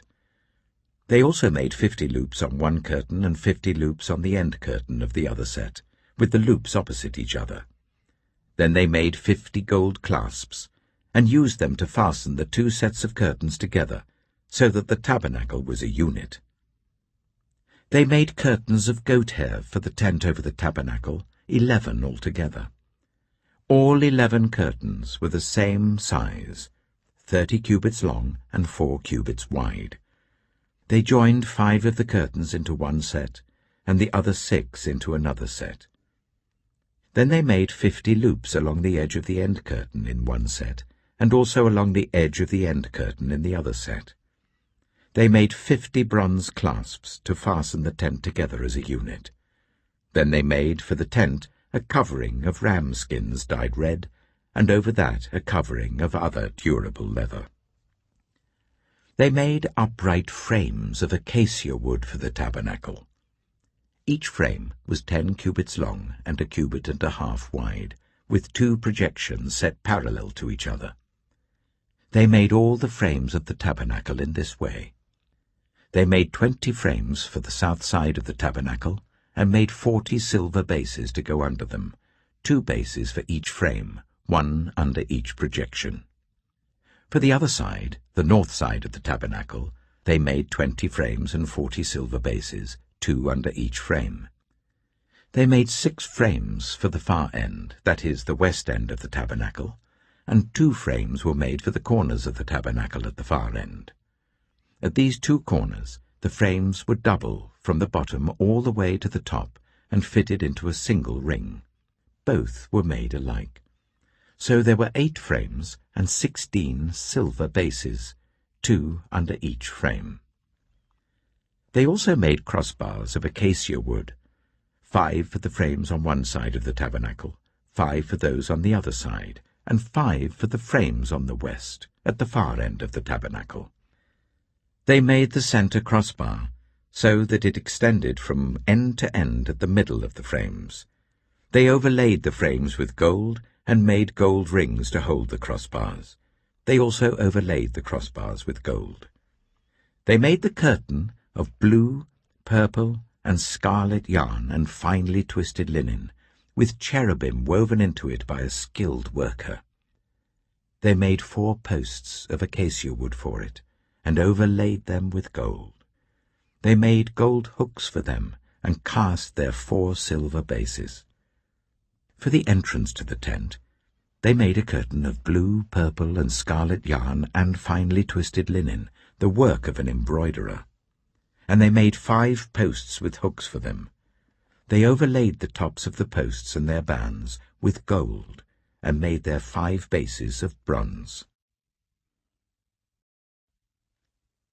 Exodus chapter 37. Bezalel made the ark of acacia wood, 2½ cubits long, 1 cubit and a half wide, and 1 cubit and a half high. He overlaid it with pure gold, both inside and out, and made a gold moulding around it. He cast 4 gold rings for it, and fastened them to its 4 feet, with 2 rings on one side and 2 rings on the other. Then he made poles of acacia wood, and overlaid them with gold, and he inserted the poles into the rings on the sides of the ark to carry it. He made the atonement cover of pure gold, 2½ cubits long and 1 cubit and a half wide. Then he made 2 cherubim out of hammered gold at the ends of the cover. He made 1 cherub on one end, and the 2nd cherub on the other. At the 2 ends he made them of one piece with the cover. The cherubim had their wings spread upwards, overshadowing the cover with them. The cherubim faced each other, looking towards the cover. They made the table of acacia wood, 2 cubits long, 1 cubit wide, and 1 cubit and a half high. Then they overlaid it with pure gold and made a gold moulding around it. They also made around it a rim, a handbreadth wide, and put a gold moulding on the rim. They cast 4 gold rings for the table and fastened them to the 4 corners where the 4 legs were. The rings were put close to the rim to hold the poles used in carrying the table. The poles for carrying the table were made of acacia wood and were overlaid with gold. And they made from pure gold the articles for the table, its plates and dishes and bowls and its pitchers for the pouring out of drink offerings. They made the lampstand of pure gold. They hammered out its base and shaft, and made its flower-like cups, buds and blossoms of one piece with them. 6 branches extended from the sides of the lampstand, 3 on one side and 3 on the other. 3 cups shaped like almond flowers with buds and blossoms were on one branch, 3 on the next branch, and the same for all 6 branches extending from the lampstand. And on the lampstand were 4 cups shaped like almond flowers with buds and blossoms. 1 bud was under the first pair of branches extending from the lampstand, a 2nd bud under the 2nd pair, and a 3rd bud under the 3rd pair, 6 branches in all. The buds and the branches were all of one piece with the lampstand, hammered out of pure gold. They made its 7 lamps, as well as its wick trimmers and trays, of pure gold. They made the lampstand and all its accessories from 1 talent of pure gold. They made the altar of incense out of acacia wood. It was square, 1 cubit long and 1 cubit wide and 2 cubits high, its horns of one piece with it. They overlaid the top and all the sides and the horns with pure gold and made a gold moulding around it. They made 2 gold rings below the moulding, 2 on each of the opposite sides to hold the poles used to carry it. They made the poles of acacia wood and overlaid them with gold. They also made the sacred anointing oil and the pure, fragrant incense, the work of a perfumer. Exodus chapter 38. They built the altar of burnt offering of acacia wood, 3 cubits high. It was square, 5 cubits long and 5 cubits wide. They made a horn at each of the 4 corners, so that the horns and the altar were of one piece, and they overlaid the altar with bronze. They made all its utensils of bronze, its pots, shovels, sprinkling bowls, meat forks, and fire pans. They made a grating for the altar, a bronze network to be under its ledge halfway up the altar. They cast bronze rings to hold the poles for the 4 corners of the bronze grating. They made the poles of acacia wood and overlaid them with bronze. They inserted the poles into the rings so they would be on the sides of the altar for carrying it. They made it hollow out of boards. They made the bronze basin and its bronze stand from the mirrors of the women who served at the entrance to the tent of meeting. Next, they made the courtyard. The south side was 100 cubits long and had curtains of finely twisted linen with 20 posts and 20 bronze bases, and with silver hooks and bands on the posts. The north side was also 100 cubits long and had 20 posts and 20 bronze bases, with silver hooks and bands on the posts. The west end was 50 cubits wide and had curtains with 10 posts and 10 bases, with silver hooks and bands on the posts. The east end, towards the sunrise, was also 50 cubits wide. Curtains 15 cubits long were on one side of the entrance, with 3 posts and 3 bases, and curtains 15 cubits long were on the other side of the entrance to the courtyard, with 3 posts and 3 bases. All the curtains around the courtyard were of finely twisted linen. The bases for the posts were bronze. The hooks and bands on the posts were silver, and their tops were overlaid with silver. So all the posts of the courtyard had silver bands. The curtain for the entrance to the courtyard was made of blue, purple, and scarlet yarn, and finely twisted linen, the work of an embroiderer. It was 20 cubits long, and, like the curtains of the courtyard, 5 cubits high, with 4 posts and 4 bronze bases. Their hooks and bands were silver, and their tops were overlaid with silver. All the tent pegs of the tabernacle, and of the surrounding courtyard, were bronze. These are the amounts of the material used for the tabernacle of the covenant law, which were recorded at Moses' command by the Levites under the direction of Itamar, son of Aaron the priest. Bezalel, son of Uri, the son of Hur of the tribe of Judah, made everything the Lord commanded Moses. With him was Aholiab, son of Ahisamach, of the tribe of Dan, an engraver and designer and an embroiderer, in blue, purple, and scarlet yarn and fine linen. The total amount of the gold from the wave offering used for all the work on the sanctuary was 29 talents and 730 shekels, according to the sanctuary shekel. The silver obtained from those of the community who were counted in the census was 100 talents and 1,775 shekels, according to the sanctuary shekel. 1 beker per person, that is half a shekel, according to the sanctuary shekel, from everyone who had crossed over to those counted 20 years old or more, a total of 603,550 men. The 100 talents of silver were used to cast the bases for the sanctuary and for the curtain.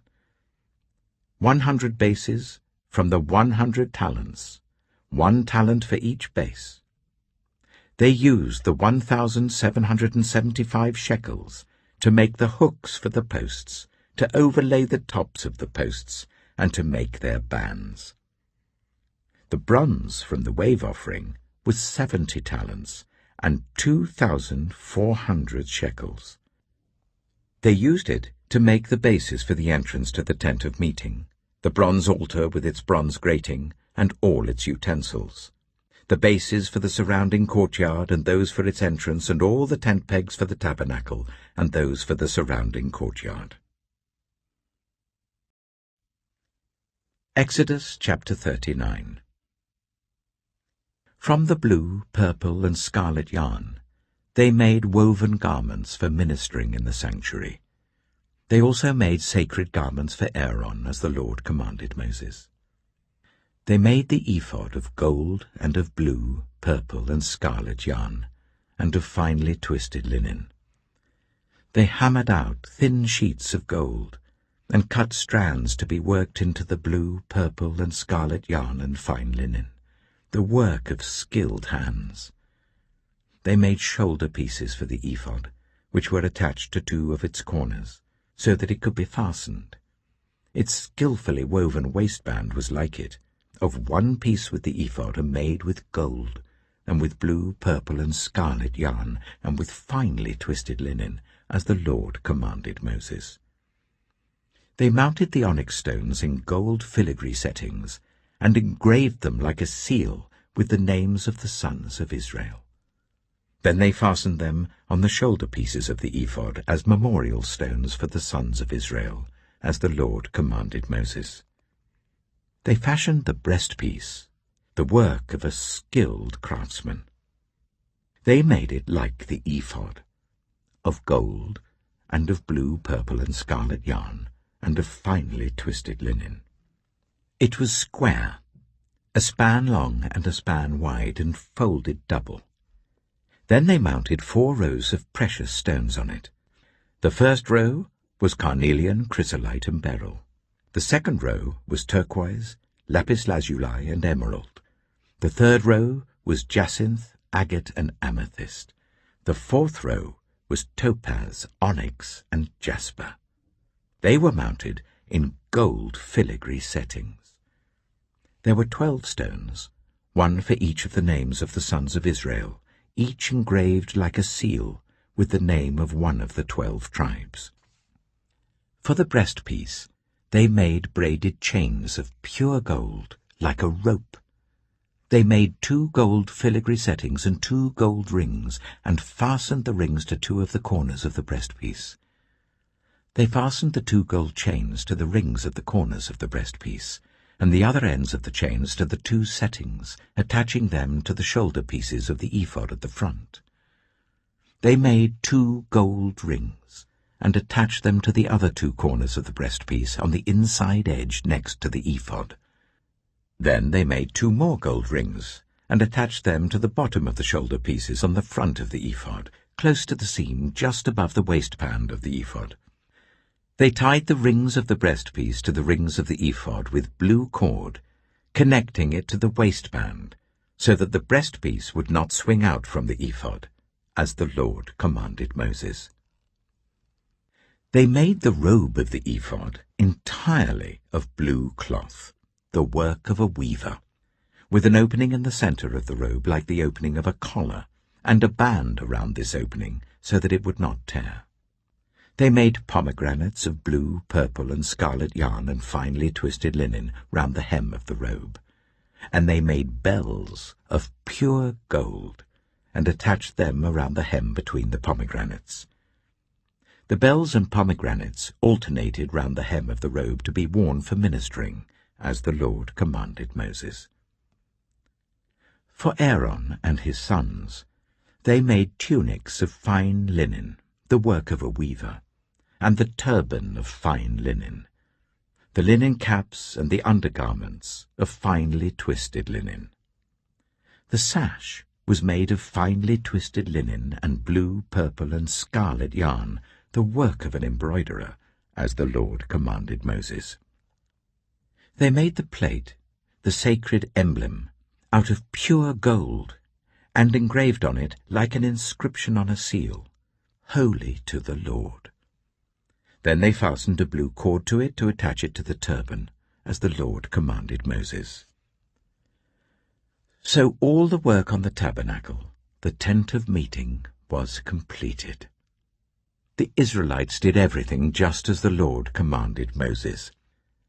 Then they brought the tabernacle to Moses, the tent and all its furnishings, its clasps, frames, crossbars, posts and bases, the covering of ram skins dyed red and the covering of another durable leather, and the shielding curtain, the Ark of the Covenant law with its poles and the atonement cover, the table with all its articles and the bread of the presence, the pure gold lampstand with its row of lamps and all its accessories, and the olive oil for the light, the gold altar, the anointing oil, the fragrant incense, and the curtain for the entrance to the tent, the bronze altar with its bronze grating, its poles and all its utensils, the basin with its stand, the curtains of the courtyard with its posts and bases, and the curtain for the entrance to the courtyard, the ropes and tent pegs for the courtyard, all the furnishings for the tabernacle, the tent of meeting,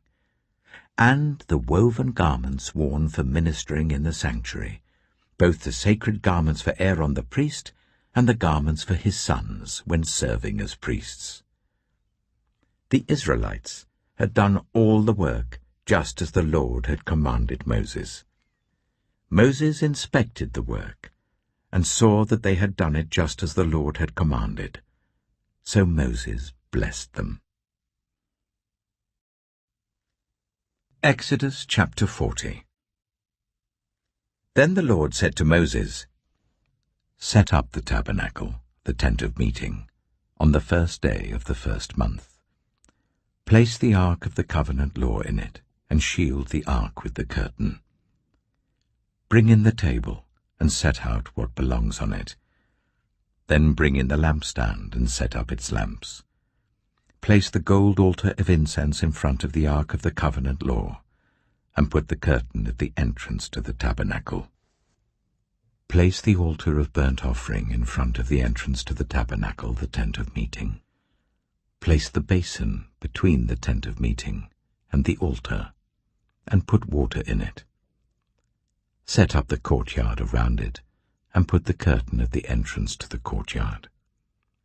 Take the anointing oil, and anoint the tabernacle and everything in it. Consecrate it and all its furnishings, and it will be holy. Then anoint the altar of burnt offering and all its utensils. Consecrate the altar, and it will be most holy. Anoint the basin and its stand, and consecrate them. Bring Aaron and his sons to the entrance to the tent of meeting, and wash them with water. Then dress Aaron in the sacred garments. Anoint him and consecrate him so that he may serve me as priest. Bring his sons and dress them in tunics. Anoint them just as you anointed their father, so that they may serve me as priests. Their anointing will be to a priesthood that will continue throughout their generations." Moses did everything just as the Lord commanded him.